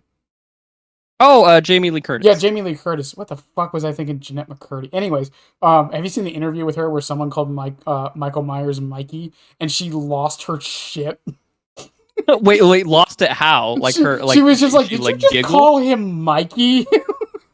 She sounded so dumbfounded. Like She's not ready for the DVD community. She's not ready for it. it was just so fucking funny to me. It's crazy how there are. I mean, it's one of the questions later with the how well he was adapted. Mm-hmm. So we'll get into that a little more later. I have more thoughts on that, Yeah, but but so builds by the way. builds, What do yes. you typically run? That is a hard question because I change my build a lot. Okay. I'm a goofy guy. I change my build all the time to just kind of do things. If you want to know the very best, I don't feel like it's a secret. The Mm, very best Michael build is just 3 gen slowdown, play with your food into Tombstone. okay. That's the best. That's the best Myers build in the game. There you go. It gets a little more complicated when you take the Tombstone away, and then it's like, well, what is his build? And then it's kind of because he has so many things that change. It's like, well, then what's like, some people are like, oh, it's best to fully spec into stealth. No, it's best to fully spec into vaulting. It's best to maybe like give him an enduring or brutal strength or whatever. I don't know if I really have an answer to like what is like the very best thing to run. But perks that are great, coup de grace with the new buffs, that is so great. Mhm. That's not even just fun, but that is like having that additional tier 3 lunge. I've put that on, and within like the last 2 weeks, it has been the difference so many times between getting downs and not, Right. multiple times per matches. Great perk on Mikey. Um, In terms of, oh yeah, go for it. well, no, I was just gonna say, just like Michael, we talked about it a little bit earlier. He's in this weird situation where he can really run anything, Yeah, and that's Surge is great. mhm. Sorry. No, Just like, you're good. yeah. You're good. Um, when you said like just run anything, that was just another perk that came Yeah, in mind. That's probably one of his best gen regression perks is Surge. yeah, and I mean, obviously, like if I was to give a recommendation, if you really are struggling on Michael, just pain res, pop, deadlock, Yeah. whatever else, and you're Yeah, good. if you want to do something, yeah, I was eventually gonna say if like the best is probably something boring like just a whole bunch of gen regression perks, Mhm. and then you have Dead Rabbit and J Myers Memorial, and that's probably the best one. I think that's not the most fun way to play the character, and I feel like you're playing if you're playing Michael Myers, like if you really just want to win and like strictly like win every single game, Mhm. I feel like you should pick a different killer. Yeah, fair enough. Not that like you can win like a lot. Like when I play Myers, I still win nearly most of my games, and I don't really run the Tombstone or anything like that. Mhm. You know, you don't need to run. You can win with nearly every other killer, but I feel like if you're just gonna be super meta or something, I don't know. I feel like if you pick Myers, you should have some fun. You know, Well, have fun with like the vaulting and speed perks. But that would be like if you just want the best thing, it's yeah. probably just a bunch of Well, gen slowdown. Yeah. I mean, we'll get to this in very shortly about his power level, but I think I've said this before about tier lists and things like that. I think people who follow tier lists get a false perception of certain killers and characters Uh in this huh. game because, like I said, when I was asking who the weakest killer was, I my options were Trapper, Freddy, and Myers because they're often agreed upon as without add-ons the weakest killers in the Yeah. game. But I think people have this idea that weakest means unplayable. And Yeah. it Yeah. doesn't. Michael is still. Are you going to win all of your matches? No, probably not. If you really And want to win all your yeah. matches, play Nurse or Blight. Exactly. And you know, that's always what I say to people is like, you know, they're like, "Oh, why you pick Michael? He's weak." Because I have fun with him, and like, you know, if you want to win every match, well, like newsflash, even like third best killer onwards, they struggle too if they go up against a like when you eventually, because you know the boogeyman squads, they are real. They are, you very rarely come across them, Mm-hmm. but it doesn't matter if you picked like Wesker, like you'll stand like a little bit of a chance, or if you picked Mikey, like the chances of you winning, I feel like aren't that different because these squads are just like at that point it's like, well, what map did you get? Yeah. Well, yeah. I mean, that's another thing is because like with him being as basic as he is, it's like map RNG can mess him up more than a lot of other killers. That's Yeah. that's the thing with a lot of things that are meta in this game. They're things that like why do people run Windows? Because it helps alleviate the RNG of the game. Yep. Why do people run pop and pain res? Because it slows the game down to a point to where if the RNG messes you up, you can kind of You can sort of alleviate that. yeah Yeah. yeah yeah. Um, but I mean I guess it segues into it. His power level. Now I've been kind of alluding to how me and Minnie think he's probably the weakest killer in the game. Hmm. That doesn't mean he doesn't have his moments. Because Yeah. he is probably the third best snowball killer in the game. Yeah, of course that, you know, if we're including perks. If you are taking away all perks, all add-ons, Mm-hmm. and for the sake of like if we're power scaling, I'm gonna leave Tombstone out of it. Right. I'll keep that out of it. I think he's better than Trapper. I would actually even say he's better than Freddy if you have that. If we're talking no perks, Mm-hmm. no add-ons or anything, I think he's still better than Trapper because he has something that Trapper doesn't, and that's more consistency. Trapper can totally just be like, "Oh yeah, everyone just wailed on my traps and stuff like that." But I've also had games where like more often than with Michael, but that could just be because I'm not as experienced with Trapper, of course.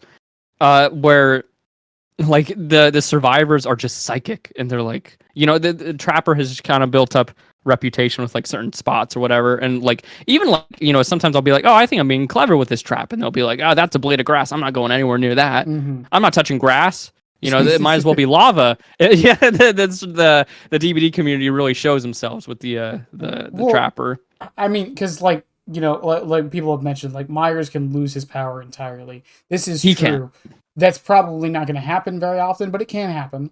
Yeah, it doesn't happen as often as people think. It has, like, once every blue moon, it has been the difference between me losing and winning a game. Mm-hmm.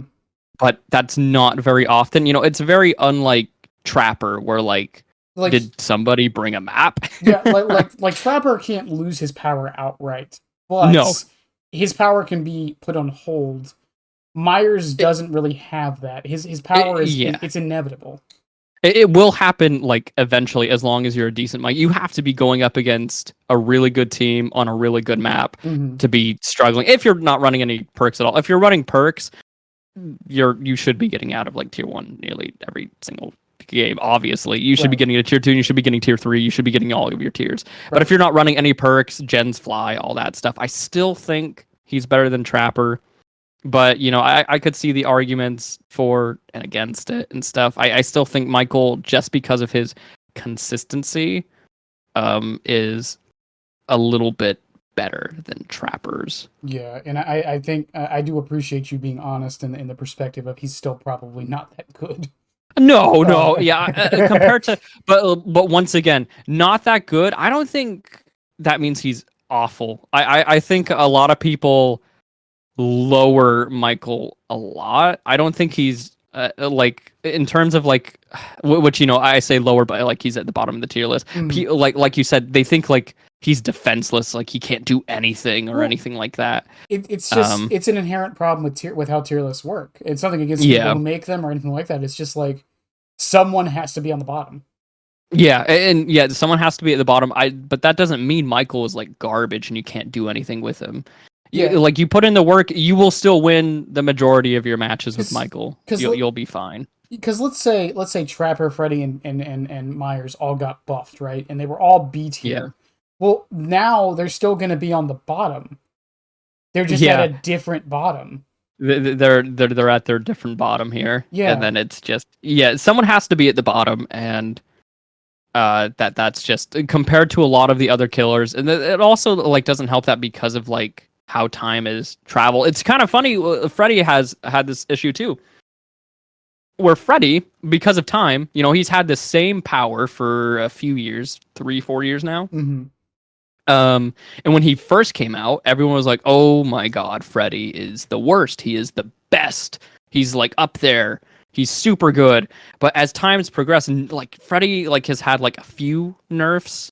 Like he's had like in the dream world, like borrowed time and stuff like that. Like, he's had a few things, but like to go from like people being like, oh, he's A to like bottom, that's just the case at the time. And Michael was the same way. I remember when I got into the community, like a lot of people would be like Nurse and then Michael, which that's probably sounds insane to a lot of people right now. But like back then when like, the game was different, Michael was seen very differently, and then just over the course of time, Michael has just kind of dropped more and more and more. I mean, like it's feature creep. Everyone says power creep, but in my opinion, it's feature creep. Because like Pig is a good example of this.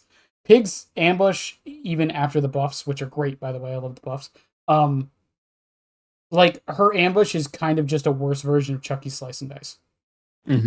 In almost every way. The only real thing it has over his is it's omnidirectional. But in my opinion, it should be worse than Chucky's. Chucky's is on cooldown. Yeah. But my point is, like, when Pig first came out, she was like the only killer with an ability like that. As time has gone on, other killers have had similar abilities that are just better. And that's just how it's gonna work, unfortunately. With Myers, I mean, we could make the argument all day of who's better, Ghostface or Myers, but at the end of the day, I think Ghostface is more consistent with his ability than Myers is. Ghostface is better. Yeah, Yeah. Ghostface is the better killer. A lot of people try and play Ghostface like Myers. You're playing him wrong if you Right. do it like that. You actually playing immersive as Ghostface is actually the way to do it. Yeah. Um, I would describe him as more methodical. yeah, you have to be a lot more. You have to be a little slower. You have to be a little less aggressive with Ghostface. But he is. I do agree. I think he is stronger than Michael is for sure. But I mean, even like feature like fucking Singularity compared to Michael Myers. I mean, like not even like on power level, just like how the powers work. Yeah, Like it's night and day. it's crazy how far DVD has come. You know, we briefly kind of brought it up with like the simplicity. Like a lot of the killers nowadays have so many like stepping stones, and it makes sense that like a lot of killers have had to kind of like advance a little bit because they've already done so many things. Mm-hmm. So it's a little like you have to start getting a little more And complicated. if you want to be reductive, I've talked about this before because when Chucky came out, people were like, "Oh, he's just Ghostface mixed with Legion mixed with Pig," and it's like, yeah, if you really want to be reductive, sure. Like, yeah, he's just a mix of all of those, but how they mix them together is what matters. Yeah, exactly. It's how you like you mix those ingredients. You get a completely different meal if you like if you just have scrambled eggs, it's just eggs, but you know, you put some eggs, you put some flour, you put some milk in, and boom, you got like muffins. You got a different meal here. It tastes different. That's the best way It's different. I mean, like I think Michael Myers and Ghostface are like the two biggest examples. It's like Ghostface is just better, Michael. Well, my like kind of. Disagree super heavily with Ghostface just being a better Michael. They still play differently. They How do. they play is different. Michael is a lot more snowball heavy. He is a lot more Brute force is how I would yeah, describe it. he's more brute force. Yeah, he's a lot more brute force. He is a lot more yeah, just how you play them. Like the fact that you can like 99 on somebody else and then you want to like you don't want to do that as Ghostface. You don't like I mean it's okay to 99 someone as Ghostface and then like go look for somebody else. Mm-hmm. But like the fact with Myers if you 99 off of somebody else and then you go off find somebody else, you just straight up kill that person, right? Yeah. Like you're just a boom, you're down. Ghostface, you know, he'd either have to sneak up and restock on that other individual or just like hit that guy and then save the stock on the other guy for later. Like how you play it, it's almost like yeah, you're like plotting it out, which is, you know, it's very true to the character of Ghostface. Like you know, planning, plotting. Michael watches and eventually he's like, okay, I'm gonna come out now. I found my moment. Like you know, he watches Laurie throughout the film, You know, we and then were like sorry. We were oh, this just popped in my head though. We were talking about like making the Mori like part of the base kit. yeah. Do you think the obsession mechanic should be in his base kit somehow? I'd be okay with it. I remember someone said if he was chasing the obsession, he got buffs, which that would be interesting. That would be cool. Like if you're chasing the obsession, you're 2% faster. I don't know. Yeah, cool. You know, that's just throwing something out there. I'd be okay with that. That would make sense because you know he came in with the chapter. Mhm. If you want to give him like something like that, I kind of if you make evil less of a finite resource, I kind of also like the idea of like if you could use a percentage of stock at certain moments to use those abilities. Like let's say you want to use like a quarter of your stock, you're not in tier 3 but you want a tier 3 vault real quick, you can use like a quarter of your stock and you can like go through it. But of Mm, course evil would have to not be a finite resource for that to work. right. I think that idea is kind of cool. It's like, oh, you want your tier 3 lunge, it's not an insta down. But if you want the tier 3 lunge, you could totally have it for like half your stock. Or if you use 3/4, you could just use insta down lunge, and you know that could be an interesting way to like you know he's still doing the same Michael things, but it's just a new way to kind of also do it. But you could still pop tier 3 like normally and do everything. Yeah. I think that would be a neat idea. Yeah. Because I mean, he's also like, because this is a really weird thing with a lot of other killers is, um, they've kind of stopped doing this, but a lot of killers for a while there were getting like their perks, their teachables, as like mini versions of them as like add-ons. Yeah. Michael doesn't have that for some reason, and it's really strange. No, he doesn't really have that at all. Which, if they wanted to change some of the lesser add-ons to get like a lesser save the best for last, I don't know if I want to say play with your food. Maybe when he's in tier 3, he gets like while chasing the obsession or something.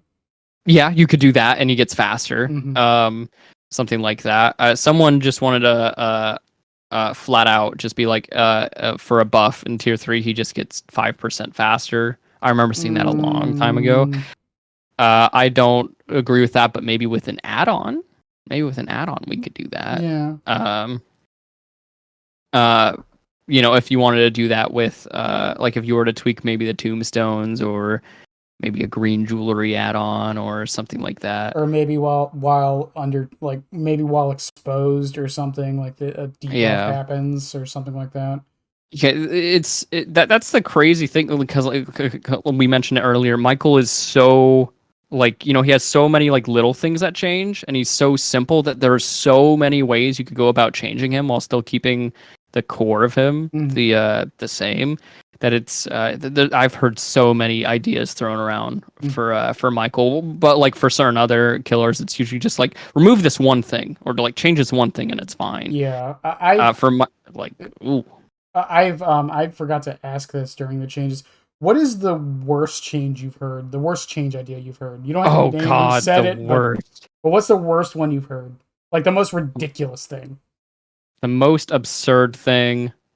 That was I mean, like I'm pretty sure he was joking, but one I person wanted I was gonna, Tombstone to be like base kit, but like just straight up base kit, no just changes. straight up, like someone. I don't know if he was joking or not. Like someone said, they should just make Tombstone his power, and I don't agree with that. Obviously, I don't agree with that because I want it to be changed. Mhm. And also, I think Tombstone is like a fun power trip every now and then. I cannot do it every game.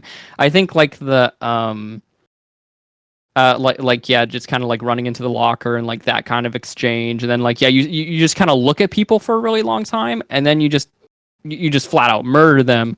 I kind of like having to like think a little bit more, like having to be like, okay, when do I use the tier 3? When am I using tier 2? Like sneaking up on the individuals and like ending the game that fast is just not very fun. I just don't think that It also there's so many reasons why that would be a bad it idea, also doesn't but work with the lore of the game,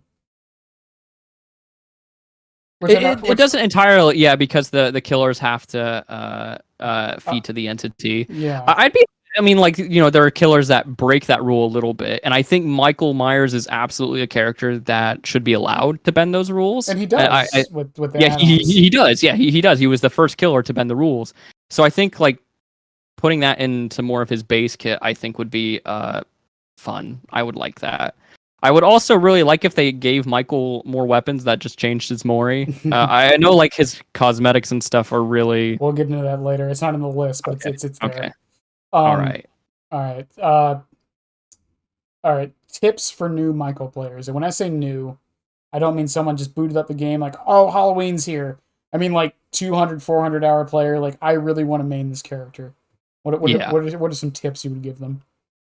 Stock management is great. Don't fully something that a lot of people will do is when they find someone, they will fully stock that individual, and they will like they'll get to tier 3 off of that one individual. You have now ruined the chance to be able to get stock from that person for the rest of the game. Mhm.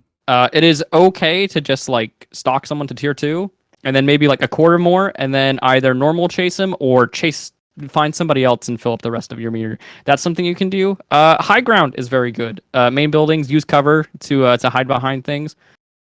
In general, when you're trying to approach people, you'd be surprised as to how many people you could sneak up on despite being really, really tall. The more you sort of like move around maps behind objects, the more you'll get a linger as to how people perceive and can see you around things.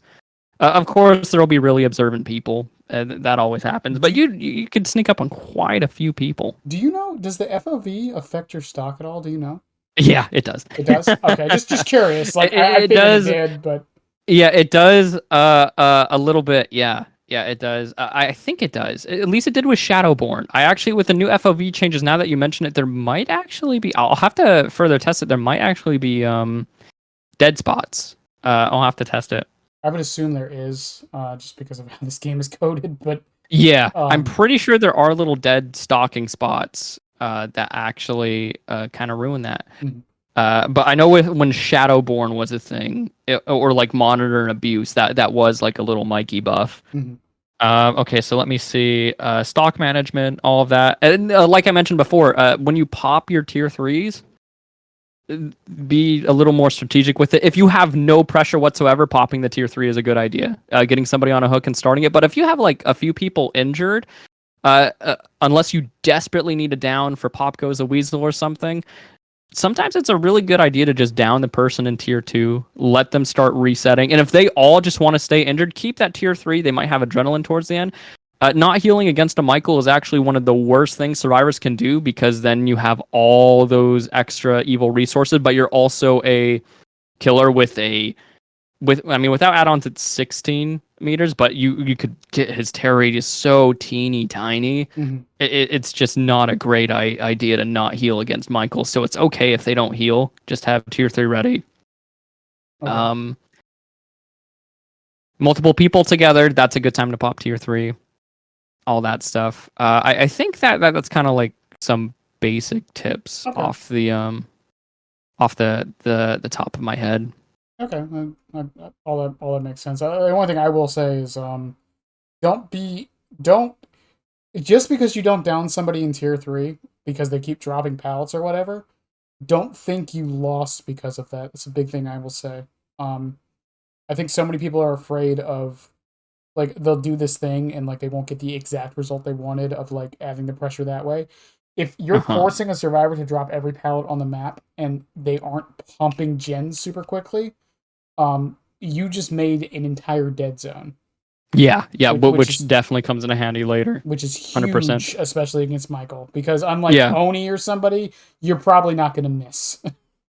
Yeah, tier three is super good at forcing pallets down because people get scared and they're more prone to making mistakes. I've seen survivors like in tier two where they'll like, they're playing super confidently and all that stuff, and then I pop tier three and a mistake that they wouldn't make before they now make because they're a little spooked. Yeah. Um, Um. yeah. And then tips for playing against anything big.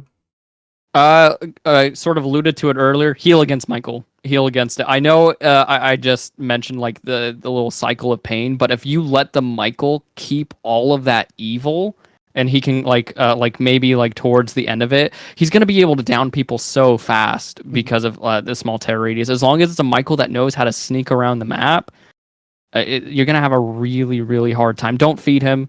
Don't do that.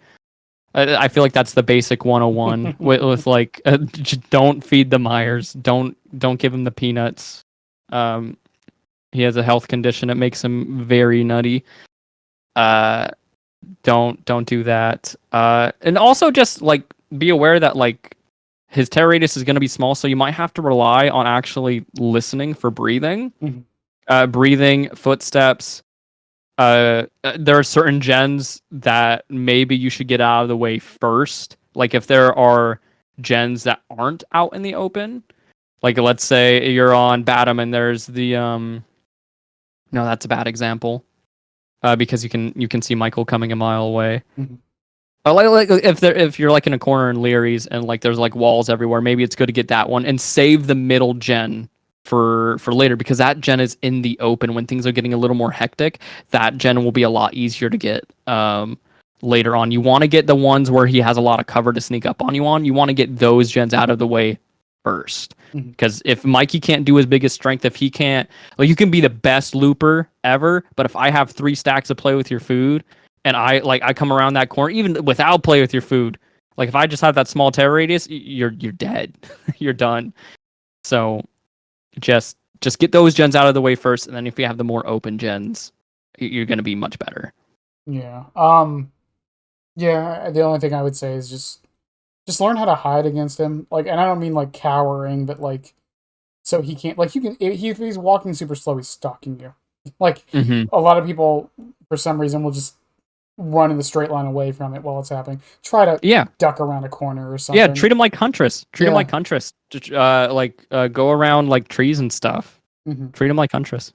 All right, and I think we're on to the fun question of How well do you think Michael was adapted? Overall, pretty well. Okay. Overall, he is. I know I kind of teased a little bit. Overall, especially his power, super thematic, fits the game. Like his theme is a part of the uh his power Hmm. and all that stuff. The way that they incorporated that once again, like ahead of the time, super great. The one thing that is not 100% accurate is the look of the character, Hmm. especially because they're going for the original Halloween. Those are the rights they got to. A lot of people say the Rob Zombie film is what they went for because he's a lot bigger. Hmm. No, they got the license for the original character, and even if they're going for the Rob Zombie type of the look, they got that look wrong too. Um, Michael is really big in this game. He is not very big in the movie. I think I'm okay with him being tall for the sake of his power. He has to be able to look over things, but he's also like bulky. He is a big boy. Hmm. In the original film, he's not very big at all. He's a psych Um, ward attendant. yeah, that's the point. He's like an average looking dude. So when he pulls off the strengths, like when he lifts little Bob man, when he lifts Bob with the one hand with the iconic kill, it makes those moments of intense strength Hmm. look. It's like, whoa, that's wild. There's a Um, thing called prison buff. I'm sure you've probably seen images of it before, but there's prison buff when because when you're in jail, all you have is time, so most people work out. yeah. Um, as someone who's frequent in psych wards, been in a psych ward, etc., etc., um, let's just say most people in there are not working out too much. Yeah, the Rob Zombie adaptation of the character. I don't know what happened to that kid. I don't know what they fed him or what they allowed. I don't know how that kid got that big. When I was in a But when I was in a psych ward as a teenager, they fed us like the most bland and like like it wasn't prison food bad, but like yeah, it was bad and it barely had any protein. Like you're not getting that jacked. Maybe they just really liked Mikey. Maybe he was just a favorite, and they came in with the full course meal, and they said, you know what? None of us liked Judith. We actually hated her. Like, well, I mean, the other thing with it is and I know we're like getting into the weeds of this, but it's like even working out. Like we had a gym at the one I was at, but we were only allowed to go to it once a week. Can you imagine Michael Myers? Well, maybe the Rob Zombie one would pump iron, but I could never see the original iteration of the character pumping iron. Yo, That is spot just me. not. Bro, bro had a mission. I can't see that I just actually I happening. I can't. I need art of Michael Myers Like, just walking up to someone in the gym and being like, "Hey, can you spot me?" yo, can you spot me? Or like him like going up to the weights and be like, move, punk. That's my spot. Get out. Oh my This is god. my gym. Didn't you hear? Oh my god. Doesn't say a word. It's He just just does a gesture and they flee away. it's just one of those things, man. It, it's it, it's really it's funny. I understand if they want to keep him that tall, but he mhm. should be a little skinnier. He Yeah. should be a little leaner. The mask is wrong. I made that. The mask is pretty derpy. Uh, and like I said, it can't be a thing with William. I don't think it can be because they have art of the mask for his power, and the mask looks right. It looks great. Mhm. So I think it's more of an inexperienced thing, similar to how old Laurie was a little horrifying too. Yeah. Um, Quentin. Jesus Christ. Quentin, God bless that little goblin. Oh my god. Um, I forget his miss you, big actor. man. I forget his actor, but man, they did not do a good. They did him dirty, and the actor gave him the thumbs up too. He said, "Yeah, go ahead, I go ahead just and do me some justice." And I mean, they touched him up, but he still doesn't look like the actor. He looks like a human now, though. yeah, he looks like a human. I forget the actor's name, and I feel bad for not remembering, but he is hot, like for real. Yeah, he's a good looking gentleman. Um, yeah, the Quentin model doesn't do it justice at all. No, they definitely made him more attractive now. The old Quentin, I mean, for memes, and same with Michael. If he were changed, I'm sure people would miss how Michael would look. I would prefer a more faithful look to him. Mhm. I don't mind him being as tall as he is. I get it if he needs to be able to look over certain objects. Yeah, But yeah, slim him down a little bit, fix up his mask. I'm okay with the stun noise staying the same, even if it isn't accurate. It's funny. Yeah, keep it. Oh, keep the noise. Keep the noise. It's fun. It sounded like me when I eat something bad. It's Yeah, it's like the pufferfish meme way back in the day. That old pufferfish, the little. I am doing an edit of that now. Oh my god. Um, but yeah, I mean, like as far as like his power goes, like I know we've been talking about reworking him. Like from a gameplay perspective and balance perspective, yeah, obviously, like we want him changed, but like Yeah, thematically and adaptation wise, even with the stuff we've talked about, like we're still trying to stay on brand with the theme. yeah, he should not be completely changed. He is. They did a great job. Michael Myers is a simple, like in the movies, he is a simple killer. Mm-hmm. He's very simple. Movies very simple. Makes sense that he himself is just simple. I So like to make him complex, he doesn't need a teleport. He doesn't need all of that. Just I've heard that is another thing. Some people recommended a teleport. And one of the other silliest things, I don't know what I was on, but I have an old video where I was like, "Oh yeah, there are Mikey changes I wanted." I turned him into a completely different killer. I don't know what I was thinking. I think I was just going through a Michael rut back in the day. That was like years ago. I don't condone that video. Bad video. I appreciate you saying that because some people wouldn't. um, yeah, I've definitely gone through phases where like I'll come up with like an idea for a power and I'm like, this is so cool, and then I'll Yeah. think about it for like 2 months and like, wow, that was really dumb. Why did I think that would work? Yeah, I don't know what I was thinking. I think I didn't want to play Michael Myers. I was so upset, right? Because Oni had come out and I was like, why is Oni just Michael but better? But, but like, Michael has the stealth aspect to him. That's why you can't have Michael running at the speed of light all the time. Just give Um him an infinite lunge. Fuck it. Give him the infinite. Change. He starts it and he doesn't stop Yeah, till he hits either a wall or you. it just skates the whole map. Make it change Tombstone to that. Everyone would be happy. Yeah, do that. God, that would be funny. um, but yeah, I mean, like they nailed it. Even like Old Haddonfield, we joke about it, but like the pieces were there, Mm-hmm. right? The Oh hedge yeah, a was lot there. of the pieces to what Dead by Daylight would eventually become started with the Halloween chapter. Mhm. There's a reason. There is a big reason why Michael hasn't been touched, and so many of these other killers have. Because like he still has. It's not even just popularity, right? Freddy Krueger is a popular slasher, right? Mhm. But he does not have like nearly as many people playing him as Well, Michael. to be fair, the England one is popular, not the Haley one.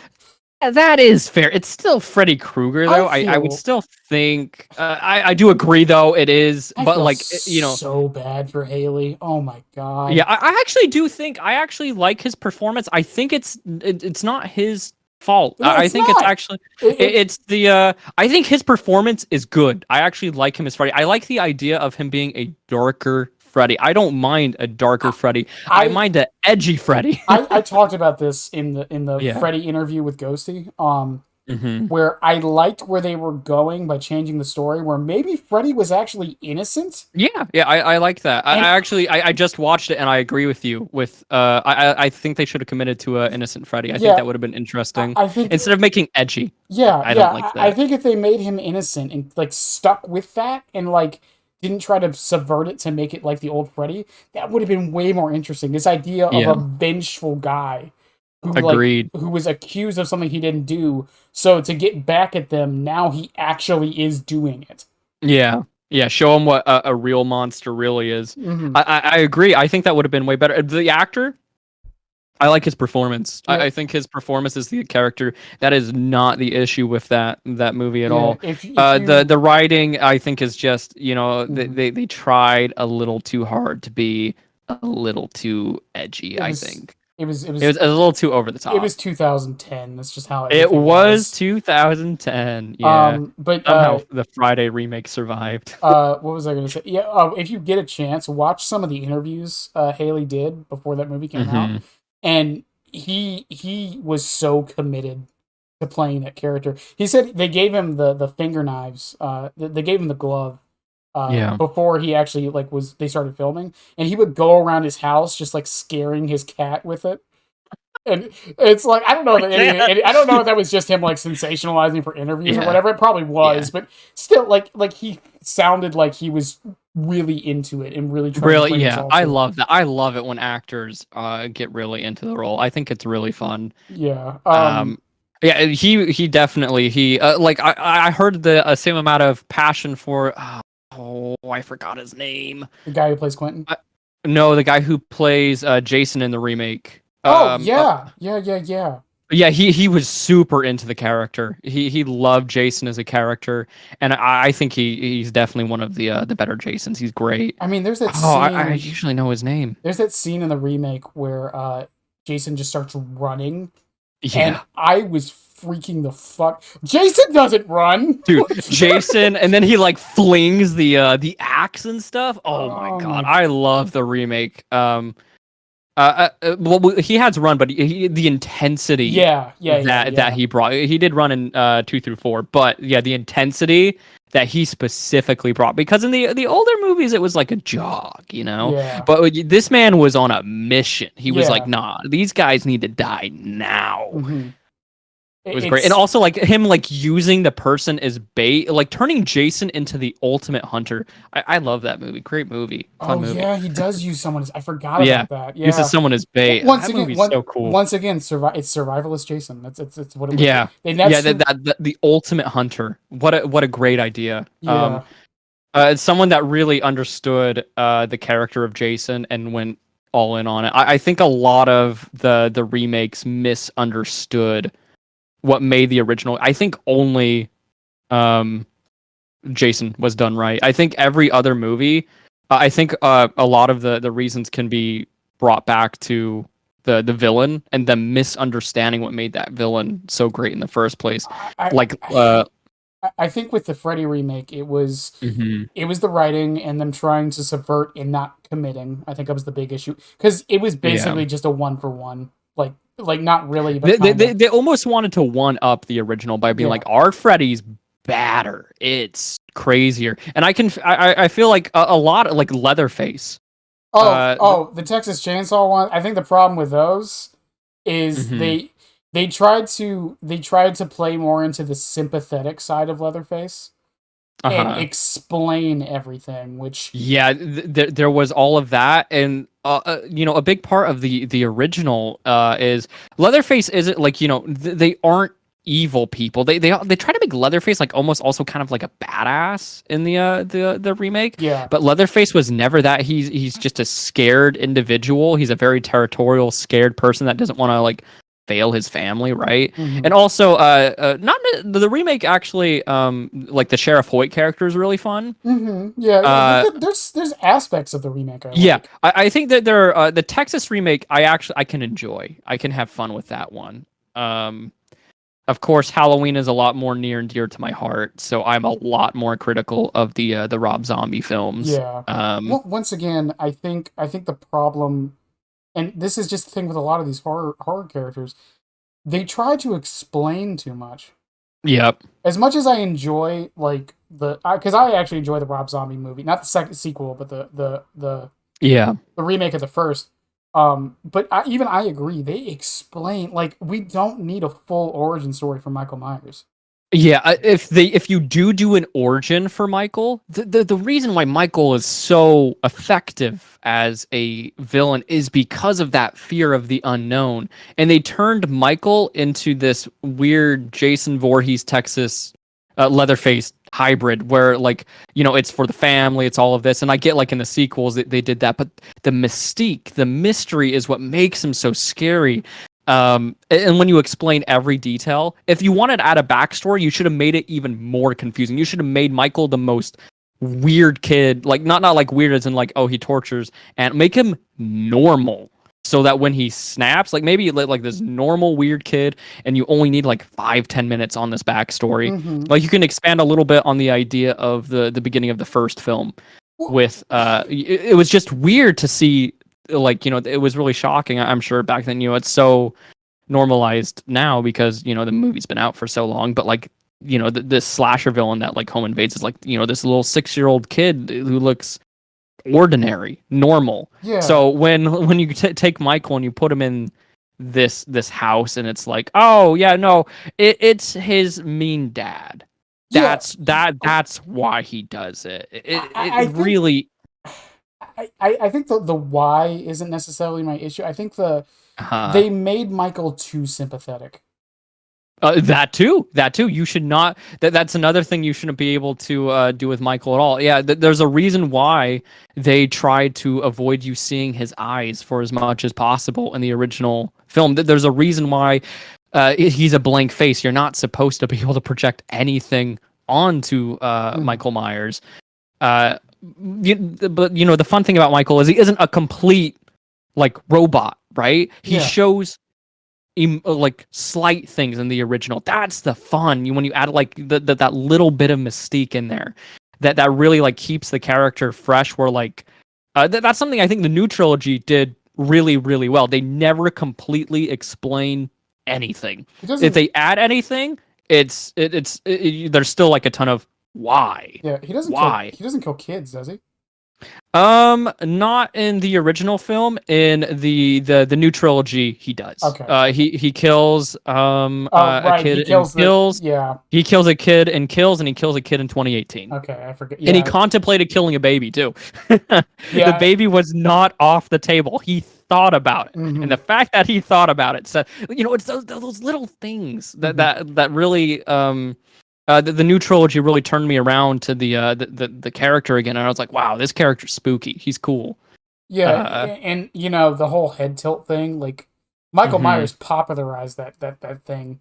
Yeah, Um. yeah. He was definitely the one that started that. Yeah, and it's the idea that he's kind of curious or thinking when a lot of the Yeah, movie like shows him not really like for all we don't know like how smart Michael actually is. yeah. We don't. We know he is efficient to a degree. There were times, like like the name suggests, Michael was definitely playing with Laurie at the end. He could have killed her Hmm. so much earlier. It wasn't until I think the closet scene that he actually really starts trying, because like he is shown to be a very efficient killer throughout the entire film, and the fact that like on the couch where he stabs the couch and like clearly misses her, he's just messing with her. He's just Yeah. having fun with it. Well, I mean Um, that's the other thing, like because he's a sociopath, psychopath with antisocial personality disorder. So it's like technically speaking, he should be incapable of having fun. But but he can, and that's where also comes into it, is to like where they add like that little bit of supernatural. They don't outright confirm it, mhm, but he does things that should be impossy at times. like living an But like, explosion. like okay. Yeah, the Halloween 2 explosion is probably his biggest feat. But like, just even referring to the first film, being stabbed in the neck, falling from that distance, him moving so incredibly quickly. They add those things, but yet he feels pain, which is it's so cool. I just find it like nearly endlessly fascinating. But of course, he is a character that you can only have you can only do so many sequels before it gets stale. But that's kind of true for a lot of things. For most Um, horror in for general. most horror in general, because you're exposed to anything, and it stops becoming quite as scary, which is something that I like. The new trilogy tried something different with every movie, Yeah, right? because Uh, I mean, like Alien, it's like the first one's a horror movie, the sequel's an action movie. yeah. It's like Evil Dead. Evil Dead's another thing that does that. yeah, Yeah, and then where every film is different. And the most horror movies do that. The only series that I think doesn't is Scream. Scream is like the same thing nearly every installment. it works though for the most part. I feel. I mean, like they're still fun movies, but I feel like they could be better. Um, They're fun. They are fun, but I feel like I wish they wouldn't lean as much into the. I feel like they've kind of become the thing they almost parodied. yeah, Like they're trying to be so meta that it's just it really isn't anymore. Well, Like they're like, aha, we referenced Halloween. I wish they would lean in more in the mystery of fun. the, Scream 6 looked like it was. Oh, sorry, no, sorry. you're good. You're I good. tend to ramble. No, you're so do I. You're fine. I was gonna say like with the whole meta thing because people are talking now like meta comedy and meta like takes and like Yeah, shows and movies and stuff. It's getting old, and I think that is it's this weird thing because we've gotten to a point in writing where like being subversive was the right call and it's what everyone wanted, and I think we're getting back to a point where people want cliches again. I agree. No, yeah, I 100% agree. People want things to be so safe. Halloween 2018 is a rerun of the original film. It follows very similar story beats, Mm-hmm. and people loved it. I like 2018, but from the three new films, it is my least favorite. Kills is my favorite. I like how it's just this ultimate slasher hack and slash fun, and I like Ends too. I like Ends being this sort of new take on like kind of exploring Haddonfield in general. Mm-hmm. But like it didn't do well because it wasn't. They just want the first film over and over again. Oh yeah, I mean, Child's Play. Child's Play is a weird franchise. I like, like Child's Play. I don't love any of the Child's Play films, but I do like Child's Play. um, Chucky is a character I adore. I love the character of Chucky. Um, I mean, because like one thing because we were talking about how like explaining the killer or like justifying them. yeah, But have you watched the TV show at all for Chucky? yeah. Yeah, I've seen everything Child's Play. yeah, Yeah. and like the way like how do they explain Charles Lee Ray being this murderous psychopath? He was just always like that. Yeah, they took a book. They took a little page. They took a page out of the Michael. They kind of. I don't really like. I love Curse of Chucky, but Hmm. the flashback scene is a little weird. It's a Yeah. little. That's the only like. It almost seems like I don't even mind. Chucky being like this like possessive person or whatever because he is. But like the way they sort of like portrayed it, it almost seemed like Chucky was almost less intelligent than I feel like he is. Hmm. Not that he's like the smartest kid on the block, but like that he almost couldn't like pick up social cues. But I think Chucky can do that. He's capable of doing Yeah, that. he's not. Yeah, he shows he can do that all the time. Yeah, yeah. He's very good with people and messing with people like Freddy Krueger is. Mhm. Uh, yeah. But But oh yeah, I was yeah, just gonna say, like, I feel like with as far as like his child backstory and origin, though, for those who don't know, spoilers for what, like 4 years. The Chucky's first kill was his mom. And yeah. it was for no reason other than he wanted to kill somebody.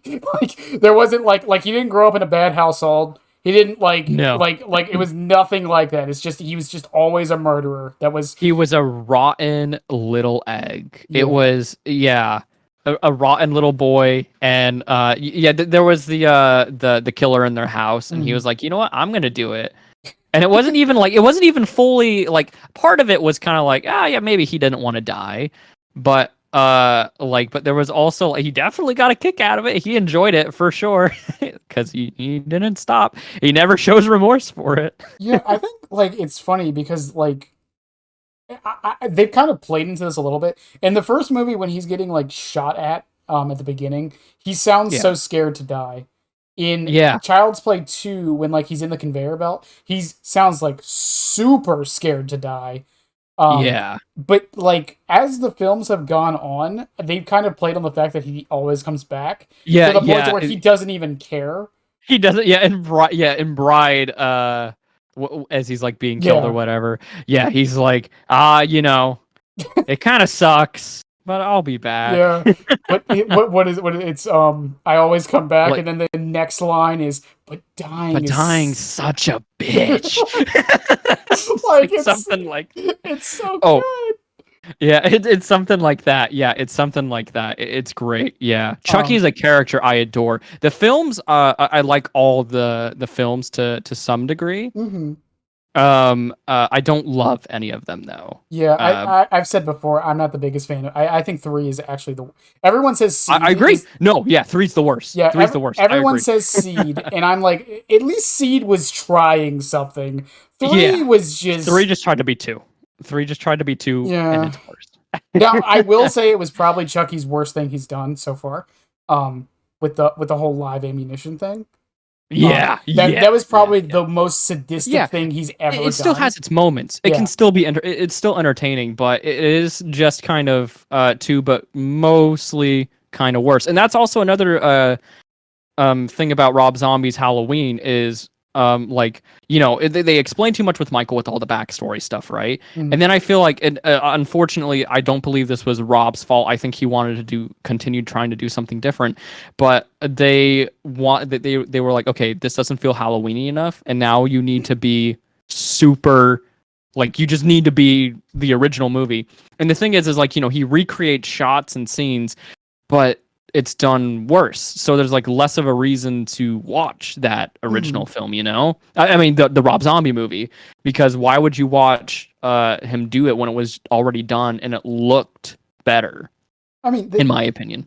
I mean that happened with the Nightmare remake as well. Yeah, yeah, that There's too. Oh my god, with him like coming out of the wall and yeah, stuff. Oh my god, or, awful. or the body bag part, the body bag scene, like when Mhm. it's still Nancy, right? When she's asleep. Yeah, yeah, it's Um, still Nancy. or like they didn't, and then there's some scenes they didn't do again, like Johnny Depp's death in the original Yeah, when he gets yeah, sucked they, through they the they try bed. and tweak a few things. Yeah, like Rob Zombie's Halloween, I like it when they try and add different things. Like when Michael, like when they actually show him, like if you're gonna show a more human Michael, you might as well show more of the process because the mystery is already gone. Mm-hmm.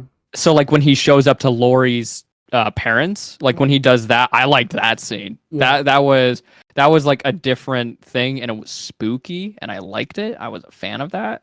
I think there's like a scene of him like going to, it might be a deleted scene where he like goes to the school and he like goes through like files and stuff to find his sister. Mm-hmm. I dug that. I really dug that. But when they lean too much into the original, and I also just think like the entire child part is too long. I did hear there's like a cut on YouTube that like trims it down though, so I might have to give There that a look see. there's like it's the weird thing with a lot of horror remakes that I've noticed, and I think most horror movies work better when they're lower budget.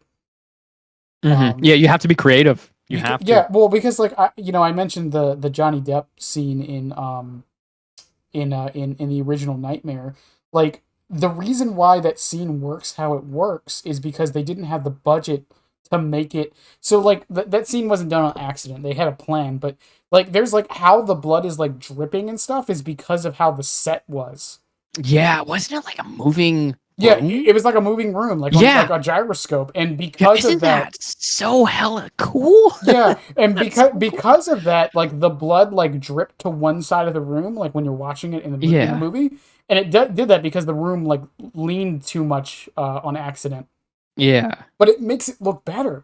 Yeah, isn't it's so cool. It's so cool like certain things like back then that Yeah. like when they had to sort of do things differently. Mhm. And like, Evil Dead had a small budget so they had to keep it all in the cabin. But Yeah, they spent more of like their budget into like the gross effects and stuff the that tree, really make the film pop. the tree, um, The that tree, I can't the talk about tree, probably on YouTube. the tree. um, anyways, but I mean, like even like the Carrie remake, like Mm-hmm. people who haven't seen Carrie know the scene I'm about to talk about, where she gets dripped in blood. The Yeah. original, one take. Really? It One, only took one? Or one. they only could do one? They could only do one take, Yeah. so they made it perfect. The remake, it's CGI blood, Yeah. Yeah. so they could make it perfect, and that's why it doesn't look right. Mm-hmm.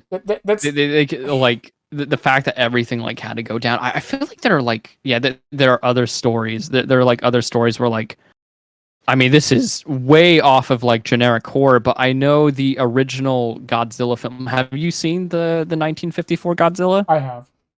You know when like he steps on the trains? Hmm.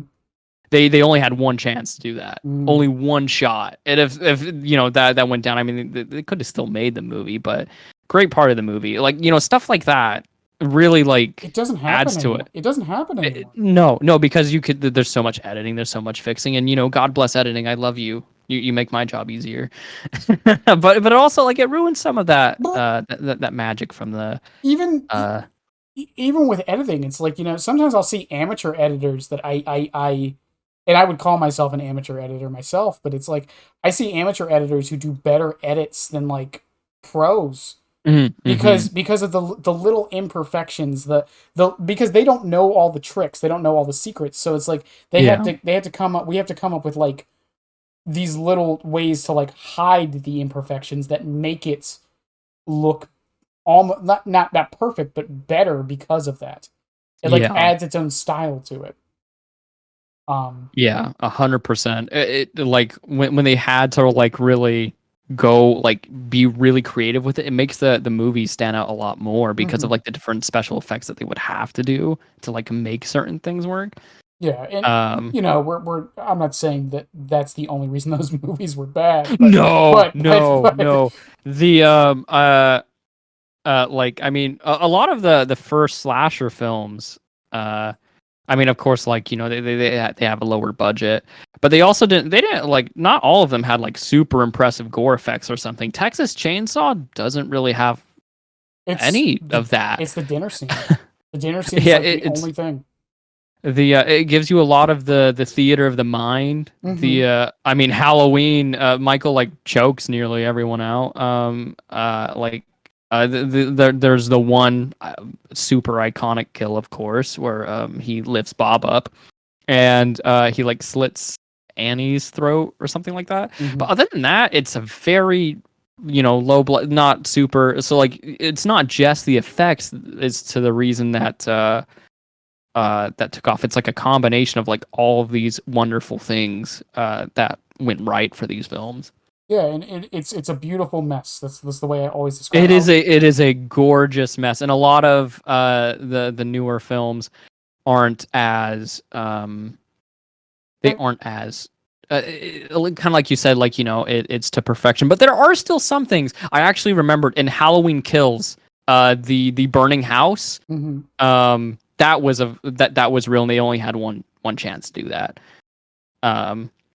Funny story about like that burning house or whatever, like Laurie's house. Judy Greer filmed a for those that don't know, she plays Karen. She filmed a different movie in the Laurie house, and David Gordon Green texted her on set, and he was like, "Hey, you want to come over and like, we're burning a house for the movie. You want to come over and see?" And she's like, "Oh yeah, yeah, yeah." And like he sends her a screenshot of the house they're gonna burn. She's like, "No, don't burn it. That's where I had my family." It's yeah. I don't. Remakes are hard. Like and And it's a really tricky thing. I think a lot of the time, remake should almost just kind of be like maybe reimaginings like the Friday the 13th, where like it pays homage to certain things, but they try different things without. It's almost like extensions of the character rather than actually um like stepping on the toes, like making them dramatically different. The Freddy thing we that was offered, like that would make him dramatically different, but I think if played correctly, yeah. you could still make that work, and I think you could do like a slightly different. I would actually, we've seen like very like more emotional Michael Myers. I think it would be really cool if they did a reimagining where we never like fully see the backstory, and Mhm. he really like it almost is like, is he a boogeyman? Is he like this supernatural? And they still give you like little teases and little like character moments, like he could still be part human, or he could just be like this weird Halloween deity thing. I think it'd be cool to explore that other extreme. Yeah, because I mean, they never really like fully go into like obviously it's alluded to and like it's kind of the explanation like he's the embodiment of evil, but like they never Yeah. it's never like confirmed. They don't go off the wall like Nightmare did. Yeah, no, they definitely like they over explain it and they're like, oh yeah, it's a curse and stuff. But it would be nice if they kept that mystique while also leaning a little more into the supernatural. I think that could make for a new interesting take on Mikey that's still true to the character. Yeah, I doubt they're gonna do that though. From what it looks to be, they're gonna do a sequel to Halloween 4, yeah. which For those who don't know, by the way, Freddy's full backstory. I don't blame you. He oh my god, he I haven't seen all the nightmares, but oh. he is the child of a nun who was in a Mhm. prison that was raped by 100 men. Yup. So he was just inherently evil because of that. It's so odd. It's And so like then that's the example of going. and then he gets his dream powers from dream demons who were seeking out the most evil man on the planet. And that's why he can invade people's dreams. Yeah. Very very different from the original where he just sort of died and he's mysterious. That's I hope we do stray away from like the over explaining. Mhm. I think we sort of have. It's hard to say because there's only so many horror franchises that have come back. We're still waiting on Nightmare to come back. Yeah. Chucky's come back, and I think Chucky with the new show and the movies, Chucky's been great. Don, Leatherface, oh Leatherface. Don Mancini actually announced today that he's working on a movie now. No way, Yeah, really? yeah. So A new Child's Play? yeah, What? yeah. We don't. He says it's an early production, but Oh, yeah, that's awesome. yeah. That once again dates this, but yeah, he announced it this morning actually. Oh, that's great. I can't wait to see. Whoa, what a great day to do the interview. Yeah, yeah. That makes me very excited. I'm very excited. I'm so Yeah. excited for season 3, part 2. Yeah, I'm Chuck- excited too. It looks really interesting. If the trailers are anything to go off of, Chucky's about to nuke the White House, and that's I if bro you, when if you, when bro said I'm gonna go for the nukes, I lost it. I was like, oh my if god. you told me 5 years ago Chucky would be nuking the White House. Oh my god, dude, that was I cannot wait. We only it's only like 2 more weeks. I can't wait to see what happens. I'm super excited. Like we talked about going off the wall. That's how you do it. You fucking just Yeah, go for it. there are certain franchises that I think can really go for. I think Halloween Kills is about as far as you should push Halloween. I think most of the time, I Halloween most it isn't really a franchise you really want to go super crazy with. Friday's okay to go crazy. You can go nuts with Friday. Yeah. You can go pretty nuts with Evil Dead. I mean, Jason in space. Yep. Uber Yep. Jason. Like, come did on. you know Michael was supposed to go to space? Well, not supposed to. John Carpenter, when H20 was coming out, they wanted John Carpenter, and John Carpenter said, "I'll only do it for like a ludicrous amount of money, and I want Michael to go to space." Oh my god. they said no. Obviously, we got the Like, movie we got. I will say, bring this back to Dead by Daylight. We welcome to the podcast, by the way. Welcome to the Dead by Daylight podcast. Chucky, because I did a lot of some people have seen it, some haven't. I did a concept for Chucky a month before he was announced. Oh, that's cool. Well, I've said this so many times. What made me super giddy is I got a lot of it right. I knew the only things I didn't get right was I didn't think he'd have a dash. And I wanted to add like good guy dolls around the map. I saw a lot of suggestions. That was actually what I was thinking they were going to do. Like there'd be good guy dolls, and he would be able to do something with those. Yeah, with the possession. Yeah, my idea was he could sit down, like as part of his power, and hide as them. Oh, that would be cool. That was my idea, but that didn't happen. But the thing with it though is like I got most of it right, except for there was one thing I didn't get right that people gave me so much shit for, and I will never understand why. People were like, you didn't predict he had a third-person camera. Who the fuck? Every killer has been first person. There is it totally now hindsight is 2020. Totally makes sense he would be third person because of how short he is. Obviously, it's the only. It was either that or you'd have to scale the doll up a little bit because you don't want to literally be looking at grass. Yeah, well, I mean, you still do on Swamp, so it's fine.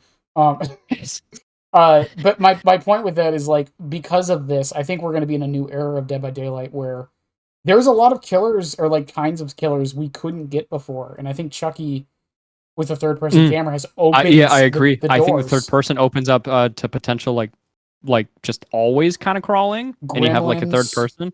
Yeah, like yeah, gremlin looking things, or like gremlins, critters, yeah. um, fucking like an underground killer. Oh, that would be sick. Like you could just have a killer. Like it would still be third person, but like Yeah. I don't know how it would work on some maps, but that would be that's the other problem. Like I remember when with Xenomorph, people were talking about why can't it climb on walls?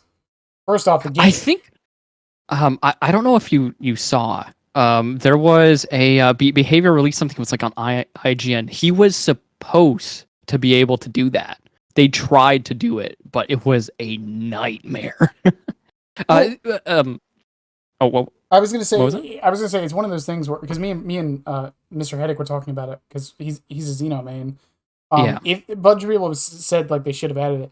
The problem with adding it is a few things. One, it would be a balancing fucking nightmare and everyone would hate Yeah. it. Two, it wouldn't work on every map. And three, it would be a coding nightmare too. Yeah. But yeah, they wanted him to be able to do that. Of course, like he would have other parts to his power, like the tail. Like Mm-hmm. he wasn't supposed to have the tunnel system originally. They put the tunnel system in when they were like this crawling on wall stuff. This isn't gonna work. Mm-hmm. This is not happening. Yeah. So they scrapped it and they settled for the tunnel system, which is fine. And yeah, I'm pretty sure that interview was on IGN. I remember watching that around the I time. wish they It would was do like that. right before Chucky I wish they would do came that for out. more killers. I do too. I am so curious as to like, especially the license killers, like the process of implementing them into the game.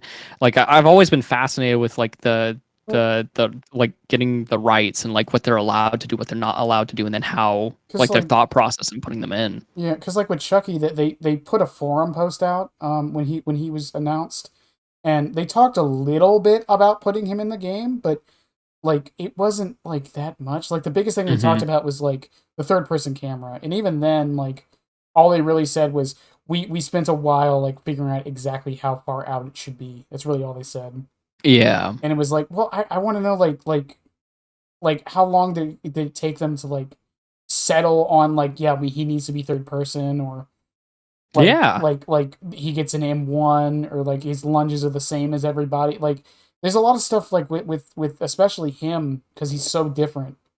Agreed. Yeah. Like I would love if they just had a 10-hour video where they go over every single license killer and they break down their thought process into like what they were wanting to do and like maybe like scrapped powers too, like with the xenomorph with the wall crawling. Like maybe freaking I'm sure Freddy had a lot of different ideas. They've said I think Cody has said for Jason, they've already thought of multiple power ideas for the character. So I bet, like with all of these other characters, I'm sure they've had several different iterations. Yeah, Then some of them just didn't work or whatever. I mean they spend a year making every character, give or take. So Yeah. it and you know it's funny. I bring this up. Pixel actually told me this. There's actually two teams that make the killers. Yeah, I heard that in the interview today Yeah, too. Yeah, and the A and B team. yeah, and they alternate. But what's really funny about that, you know how everyone hates Skull Merchant? Yeah. The same team that made Skull Merchant made the Unknown. Huh. So they Do people hate the unknown right now? I'm not no, really on Twitter a not. lot. It's Yeah, mixed. It's mixed. It it's depends on who you mixed. ask. Yeah. Most people agree he's fine. It's just more like it just depends on the map and the player and all that stuff. But for the most Yeah. part, there's nothing like too frustrating about him. Yeah, I don't. I feel like there are some pretty clear counters to him. Yeah. That yeah, yeah. But what's also funny with Skull Merchant though is the team that made Skull Merchant made Xenomorph.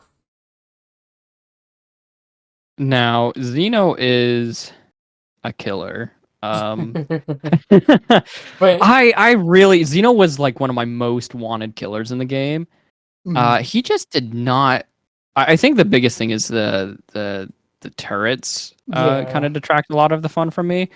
Strangely enough, though, like when I get a license killer, I like to I like to feel like that character Mm-hmm. because I feel like most people want that. Yeah. There is like a rule to the exception though, and I'm a big fan of the character, but for some reason, even though he's very different from his license, I still find him satisfying for some reason. The third character, other than Chucky and Myers, those are definitely I play those two way more than anybody else. But I also really like Nemesis. Mm-hmm. Something about like whipping people is just very satisfying, like going like full Simon Belmont. Yeah. But it's so like Not not Nemesis. really in character, but like those kind of characters are so hard to implement Me because and Nemesis does so much, and then you have like characters like Freddy Krueger. If they put him Pennywise, me and like Horser talked about Nemesis, and we were yeah, saying like for the limitations of the game, Nemesis is as close as they could have gotten. The only hmm things we think they should have changed is some of the animations. Like for kicking a wall, a breakable wall, wouldn't it be so cool if instead of kicking or punching it, he just walks through it? walked right through. That'd That be would be sick. so cool. That'd be sick. That would be so sick. Um, I don't know if it would like it would be awful. I wouldn't even care if it didn't make any sense. I think it would be amazing if he could just like super jump as like a teleport.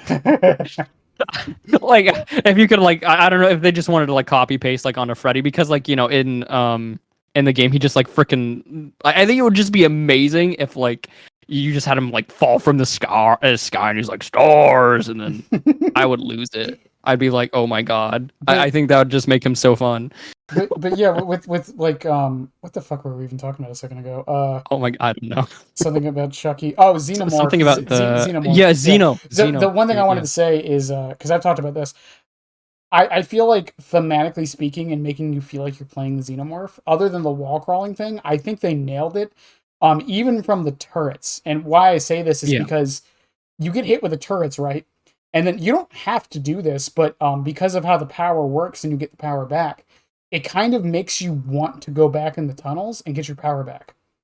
So Yeah. it makes you Oh, act. kind of scurry into the tunnel like an actual Yeah, xenomorph would. like it makes you act like the Xenos in the movie, Like it where makes you it's act like a xenomorph. yeah, Yeah. it makes you like you get hit with the flamethrower and then like you run away. Yeah, you scurry and then you oh, that is actually that's cool. Yeah, Actually, yeah, I didn't think of it like that. yeah, That's really yeah. cool. From a now from a gameplay perspective, it's a little annoying, but at the same time, there It had is to a little be. annoying, but no, yeah, you're super right. Yeah. And there is only so many things that they could have done something with like maybe alien eggs or something like that.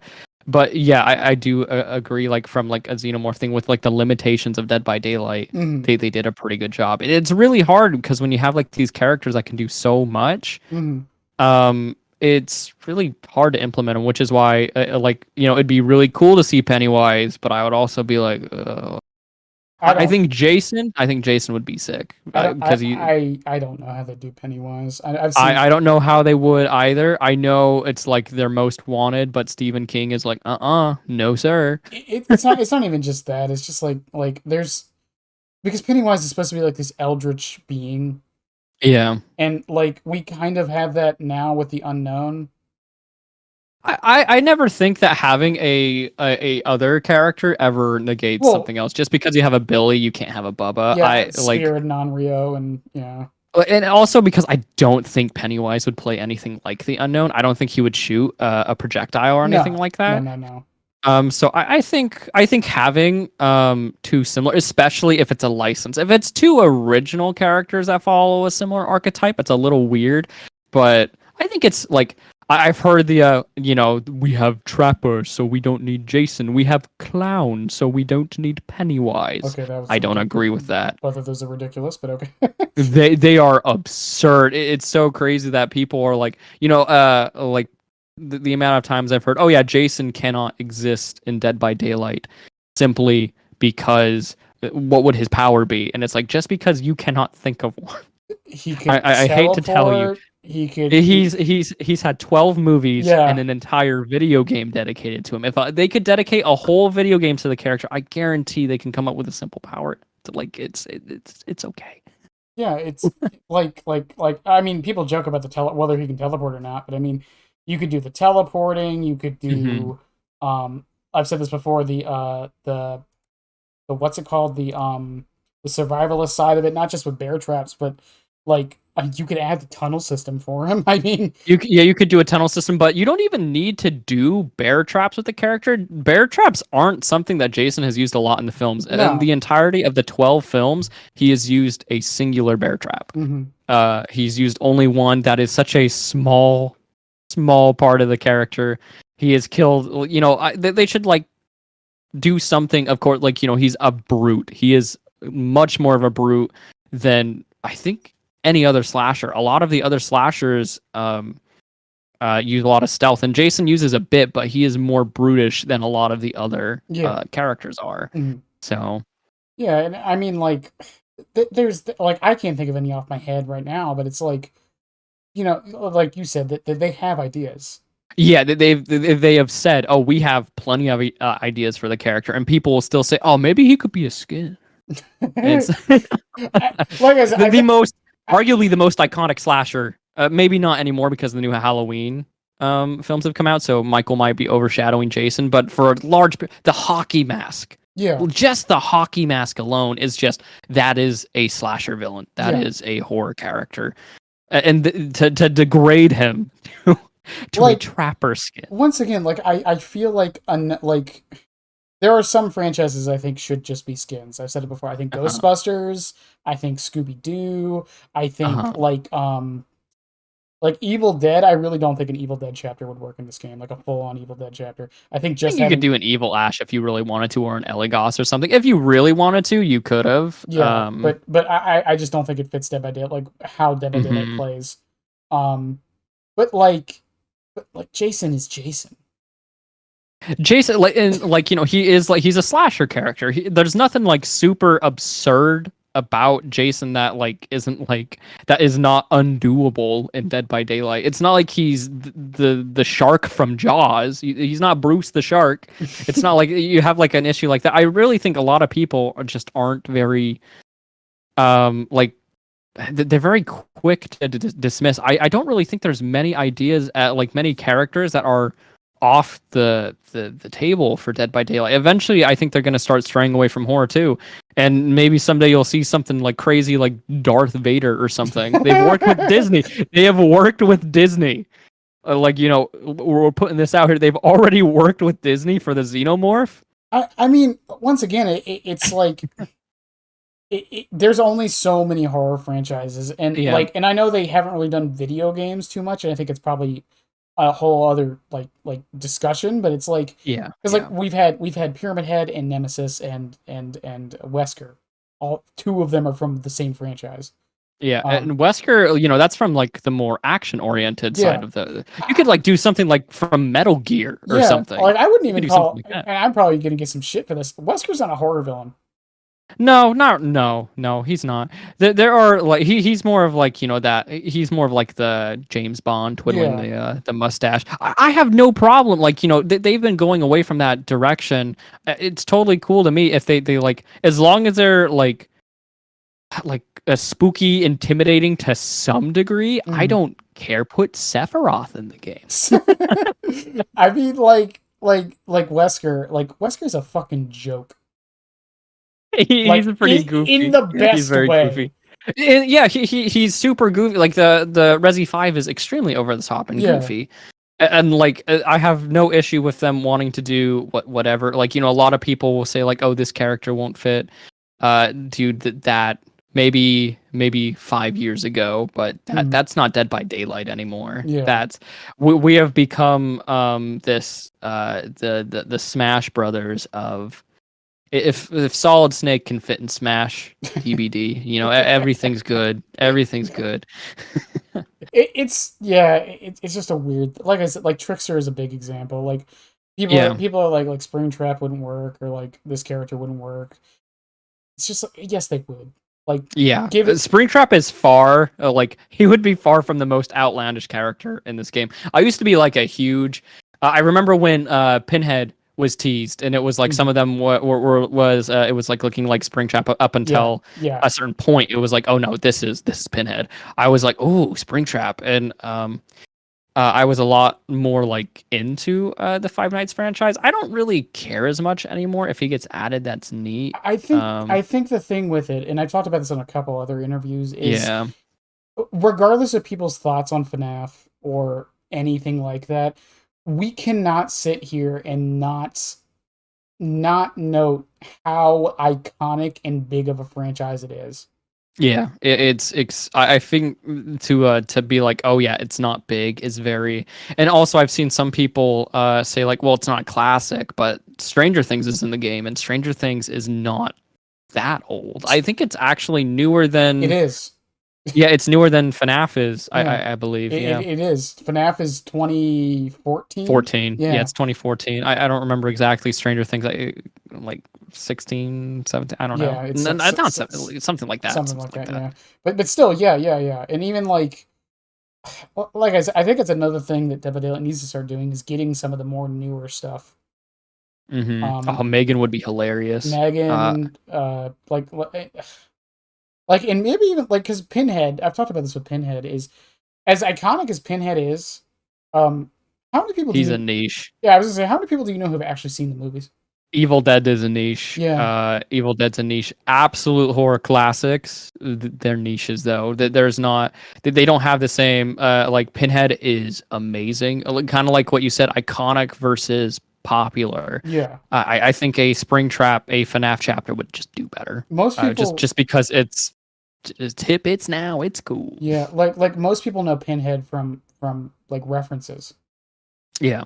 That, Yeah. that's how most people know Pinhead. Same with like Freddy to a degree. Most people like nowadays kind of only know Freddy through references. Yeah, because Freddy's freaking movies recently have been Well, they just haven't existed, which is a shame that like Freddy as a character is kind of like he used to be like this extremely like huge force, and like he's taken a really big backseat to the Conjuring series now. yeah, I think like honestly, Chucky is probably the only one that's like kind of maintained. Chucky, yeah, the killer doll thing. Yeah. Yeah, I think him. I think Jason has actually.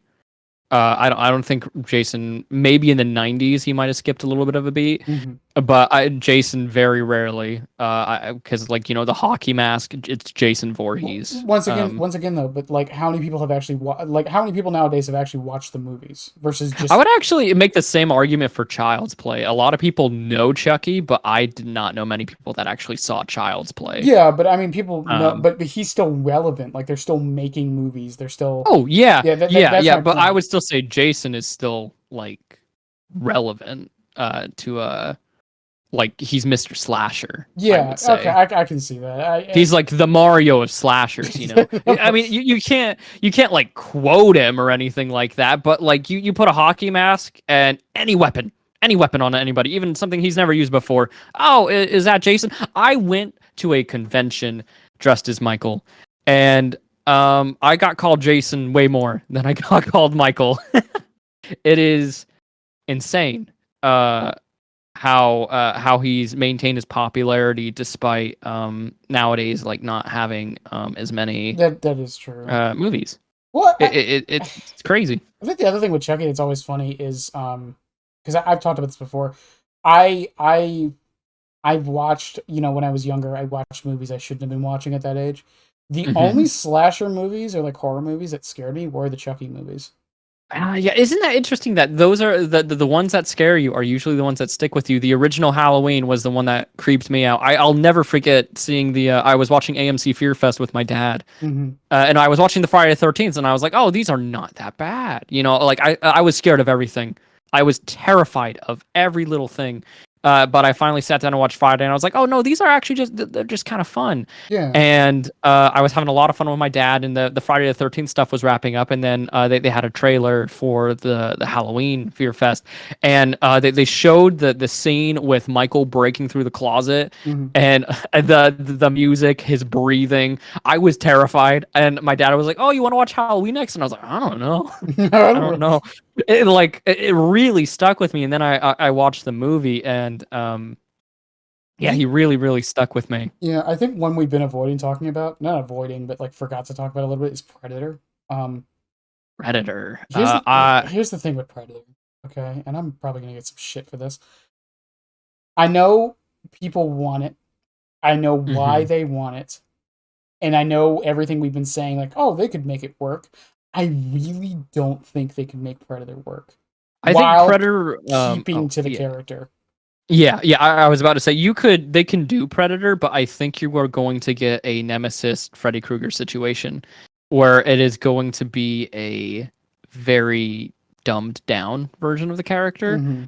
Because he is such a he can do he is Batman. He is basically Batman, Batman. space Batman. All right, He's space Batman. He's a murdering space Batman. That is what he is. he's not a Bro's like, murderer. He's a hunter. There's a difference. oh, okay, big man. He's going from tree to tree, like gargoyle to gargoyle, like taking people out one by one. He's like Predator is Batman, so like that is what he I is, you have know. never heard someone call Predator Batman. Listen, after you play the Arkham games, it's different. Once again, It's different. now that you say it though, I'm like, you know what, you're right. He is. Like look at Predator and then look at any stealth section in the Arkham games. It is he has all the gadgets. Stealth is a huge component to the character. He uses fear. He just kills people, and Yeah, Batman won't. he doesn't fight unarmed people. Like Yeah, he has a there are code. differences, of course, but Yeah, like if you were to implement him into DBD, it's like, okay, you are now implementing Batman. How do you do that? yeah. Like How do you do that? How do you have this super agile person like going from of course Predator inspired Wraith. And Mhm. I'm not you can do Predator. You absolutely can, but he will be different. He will It not won't be like you can do it, but it wouldn't be Predator, in my it opinion. would be this sort of husk of the Yeah, character, and those are usually the licensed characters that I don't really like as much, minus Nemesis. Nemesis is a weird anomaly, an anomaly. anomaly, excuse me, that for my tastes, in terms of the licensed characters. Yeah, it's just really weird. I don't know. Like Predator is one, and the other thing with Predator that I say, and once again we've kind of alluded to them going away from horror. Predator isn't horror. I don't care what No, anyone says. it's like a thriller action. Yeah, Yeah, Predator isn't really horror. But thriller I've always kind of seen as like a sort of no, it depends. It depends on the thriller film. someone told me that I think it was Mr. Headache. Hmm. Predator is like a reverse horror movie because Hmm. instead of like a slasher going after like innocent people, it's this monster going after these buff military trained guys. So it's Yeah, like a subversion of horror. yeah. Isn't that cool? Yeah, Yeah, with like actual prepared individuals. mm-hmm. Well, Um. like I said, it's like the subversion of like because everyone's like, well, if I was in this situation, meanwhile you have like these special forces trained guys who like clearly could probably handle most of the other slashers, but Oh yeah, then the Predator is like their match. yeah. Like Predator is like more than a match for most of them. But yeah, and then I said this before, but and we talked about um how like they could come up with a power, but it's like with Predator, it's like how do you do something that's not just Wraith mixed with Skull Merchant? Yeah, at this point, a lot voice crack. A lot of the at this point, a lot of the characters are mixtures of Yeah, like a lot of things. I imagine because this kind of seems to be a lot of the philosophy, they would have something to incorporate with the Predator, like some kind of object. They seem to just like to do that. They want you to interact with the killer in some form or fashion it with a lot of them, like Skull Merchant, Nemesis, Wesker. I think part Um, of that is they're trying to add slowdowns to killers kits so they don't feel yeah, as inclined yeah, to bring them. It doesn't yeah. work, but It's trying to like because there's only one killer and they're trying to give you something else for the other survivors to like interact with. So it's yeah. not like you're just sitting on gens. Like with even Chucky, like you see the footsteps Hmm. and it's like, oh whoa, excitement! I get to see like little baby feet. Yeah. Um, Speaking of my idea when for Chucky was the good guy dolls when he goes into his power, he like does a chant from the movies and like he goes undetectable. oh, And my idea, Dumbledore. yeah, my idea was like you have to go up to the dolls and remove an amulet to get him out of his power. Oh yeah, Yeah, that would be cool. And my reason for that is like I said, he pretends to be a doll, Yeah. and he's undetectable during that, so you wouldn't know if it's him or not.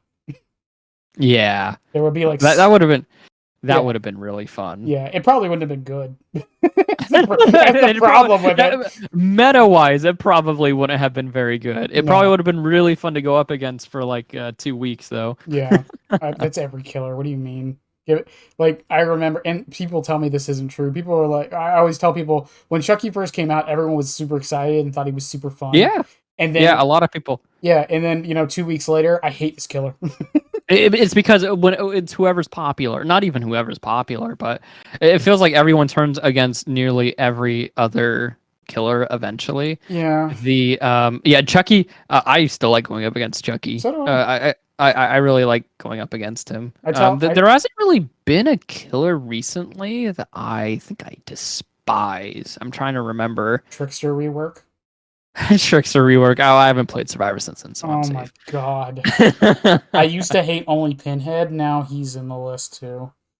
I actually like Pinhead. I don't I like. like. I don't like despise Pinhead, but like Trickster, I'm really starting to hate that killer on Yeah, both sides. I'm trying to think of a killer that I really hate going up against. Oh, you're not like everyone else who hates 90% of the roster? No, I actually I like most of the roster. I Billy and like Huntress only. What it's funny about that, I have noticed so much Huntress hate as of late. yeah. It I was don't. funny because like everyone like before like Huntress and Billy were like everyone like would make memes about Huntress throws trucks. But Mhm. like no one like I feel like most people generally like going up against Huntress. Yeah, Like they did. yeah, Same and with then Billy. And yeah, and then fun. It's so funny with one patch. One patch. It's weird because no one was asking for Huntress changes, as far as no. I'm aware. And then they're like, "Yeah, we're gonna change Huntress," which is funny because that's how Billy was when he was initially changed. No one was talking about Billy, and they were like, "Yeah, we're gonna change Billy," and everyone was like, "Why? Why are you doing that?" I think Billy needed it. I really do think he did. But Really, you think so? I really do. I think they went a tiny bit overboard. I think he could be Uh huh. brought back in a little bit. For Huntress, once I'm in the camp of I don't know why she got the buffs, but I don't think they're as bad as some people are saying. They got rid of the bad one. The movement speed thing is gone. That's good. Yeah. Wait, are we talking about Billy's first change or his most recent change? Because I'm talking about like the very first, like when they added the overheat mechanic. Oh, no, like his most recent change.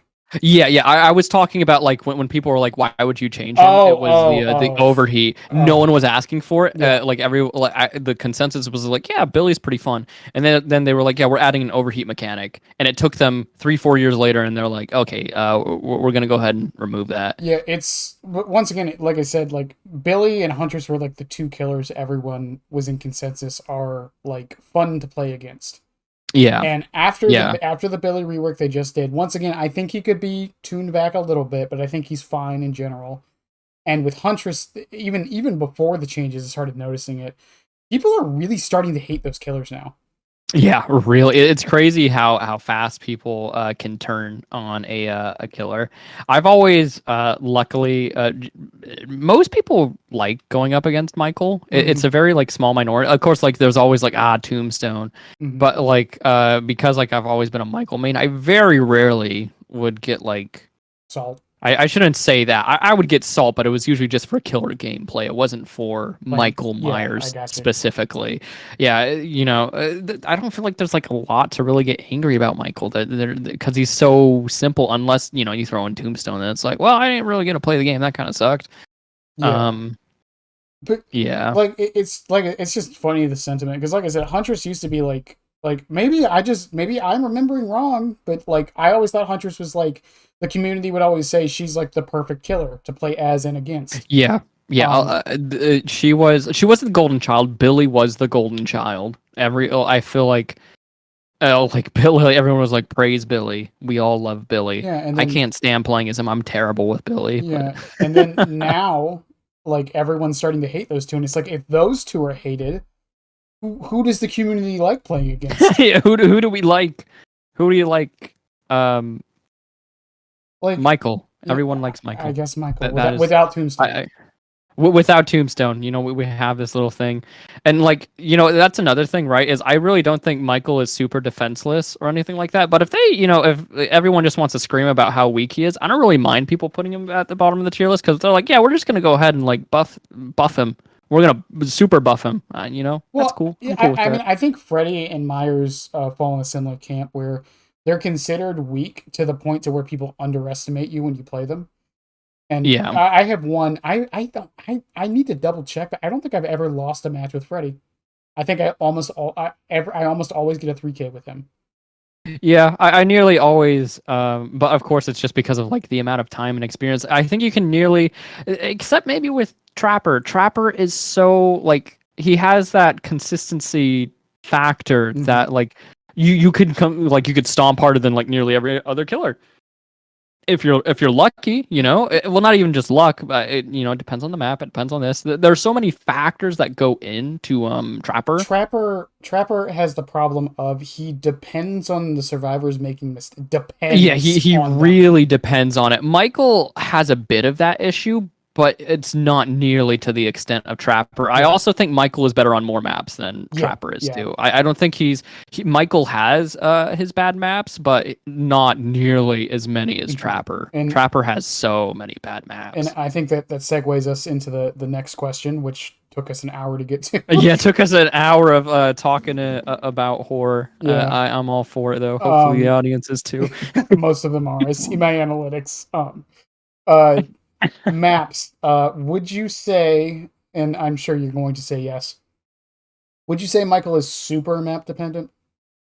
Super. I don't know if I'd say super, but he's map dependent. Yeah. Okay. I think he's a little less than some people think he is because they're shrinking the maps. Right. Michael is. It's not even as much as super open maps that he really struggles with. He does have a bit of an issue on those, but at least he can get stock a little easier. Hmm. It is giant maps. His biggest flaw is getting around the map Oh yeah. I because mean, no I mean mobility.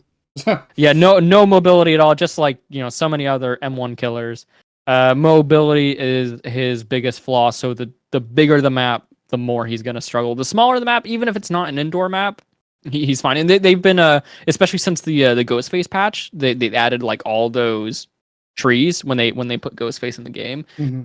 Mikey even on those foresty maps, he has more stuff to hide behind.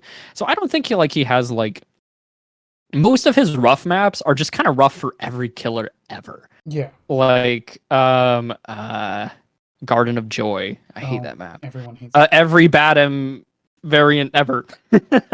I hate Batum is Midwich. a struggle.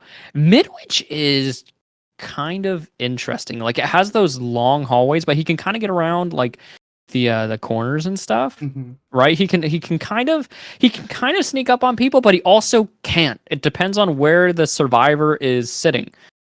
Right. Sometimes you kind of have to get a little lucky on Midwich. Like if they're on a gen in like the hallway, they will see you coming a mile away. Yeah. But if they're in a room, then you're kind of good to like sneak up on them and do your normal Mikey thing. Midwich is weird. Midwich is a bit of a weird map for Norm. Midwich is one of those ones where because it's generally agreed that Midwich is a killer sided map. It's one of the few. Uh-huh. And but there are, I'd say, about 3 or 4 killers that actually don't like Midwich that much. Michael's in Yeah. there, Chucky's in there. God, I hate that map as Chucky. I don't. Maybe it's because I need to play Chucky more. I don't really mind. Well, I guess yeah. It would go to that hallway, wouldn't it? It's Seeing the little so guy so hobble around. it's not even just that. So let's say you're chasing someone in one of the classrooms and they drop the pallet. You have Yeah. you have 3 options. You scamper the pallet and try to get the hit that way, but they're probably going to leave and head to the window or head through the hallway. Yeah. Yeah. And you can try to slice and dice around it, which means you'll have to wait 20 seconds for Heidi Ho to come back up. And Mm-hmm. if you do that, that means that they go to the hallway. You're a 110 movement speed killer with no range. Yes. Yep. At that point, you might as well just abandon the chase. Yeah, You hit them and then you try and like I feel like it's more of a try and like catching people off guard, Mhm. which that's what Michael is good at. He's good at catching people off guard, and if he can do that in Midwich, if like more of the gens happen to just be on the inside, but like one of Michael's worst weaknesses is if the survivor just holds forward. Yeah. And Midwich is a great map for holding forward, and Yeah. if they just happen to see you in the hallway coming down, that survivor, you might as well try and find somebody else. Get some stock.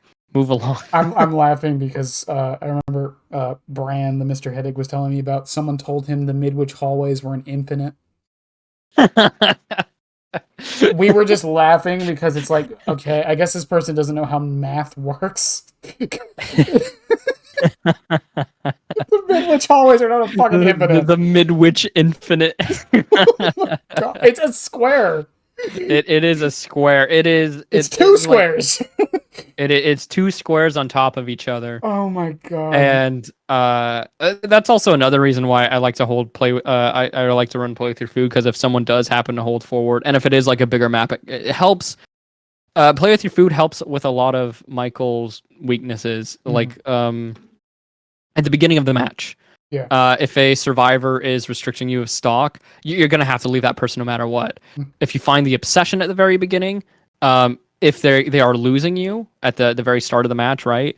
Then you're going to be getting play with your food stacks, which will allow you to go around the structures a lot easier and get your stock up and actually get out of tier 1. And then you're building up stocks and you're building up your snowball potential. So it actually kind of makes rotating around this person worth it. So then when you actually get up to tier 3, now you have 3 stacks to play with your food and you have tier 3 ready, and you can cause some very serious damage. Yeah. And then it helps with the map mobility. And if people decide to hold forward, it helps with that as well.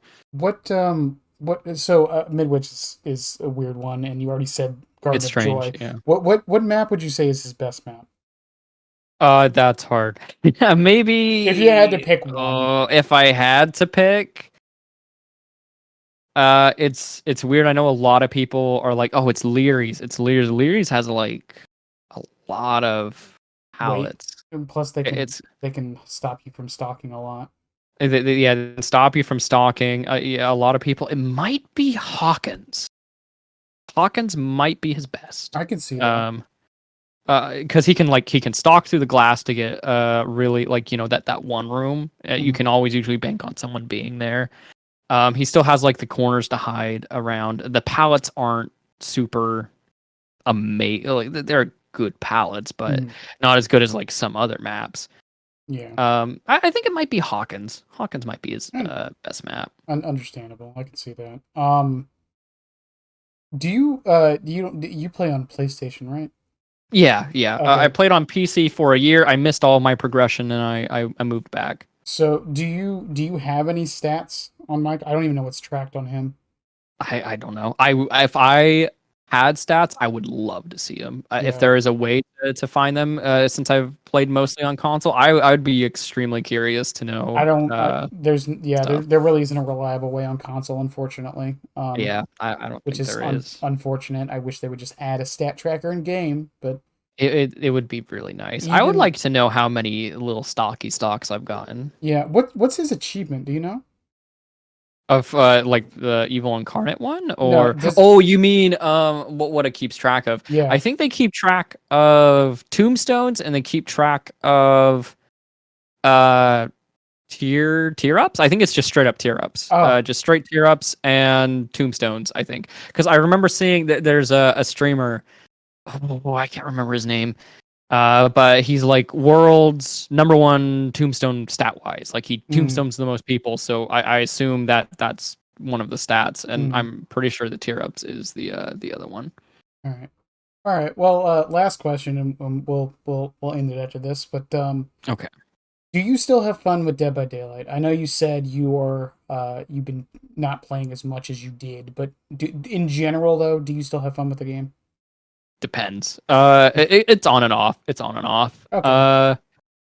As of right now, I have been enjoying my time with DBD, but like right before this, like right after Chucky came out, January, February, I had like one of the worst DBD burnouts I've ever had. It was I didn't want to go anywhere near the game, but yeah, I still have fun with it from time to time though.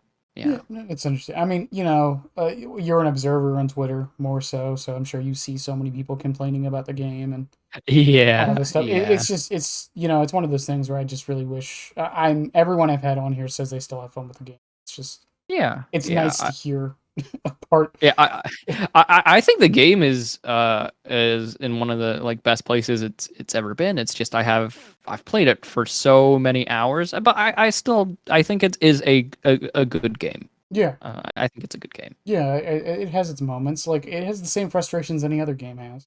Yep, exactly, and it's gotten way less frustrating over the years. These kids nowadays have no idea how good they have it. Yeah, there's outliers for the people buckle up and There are a few things, but nothing for me will ever beat like Old Dead Heart. It will never be Old Decisive Strike. It will never don't. beat old Object. I know I'm listing a whole bunch of. I'm trying to think of upsetting Old Maury's. That's one. That was uh, Old Ruin.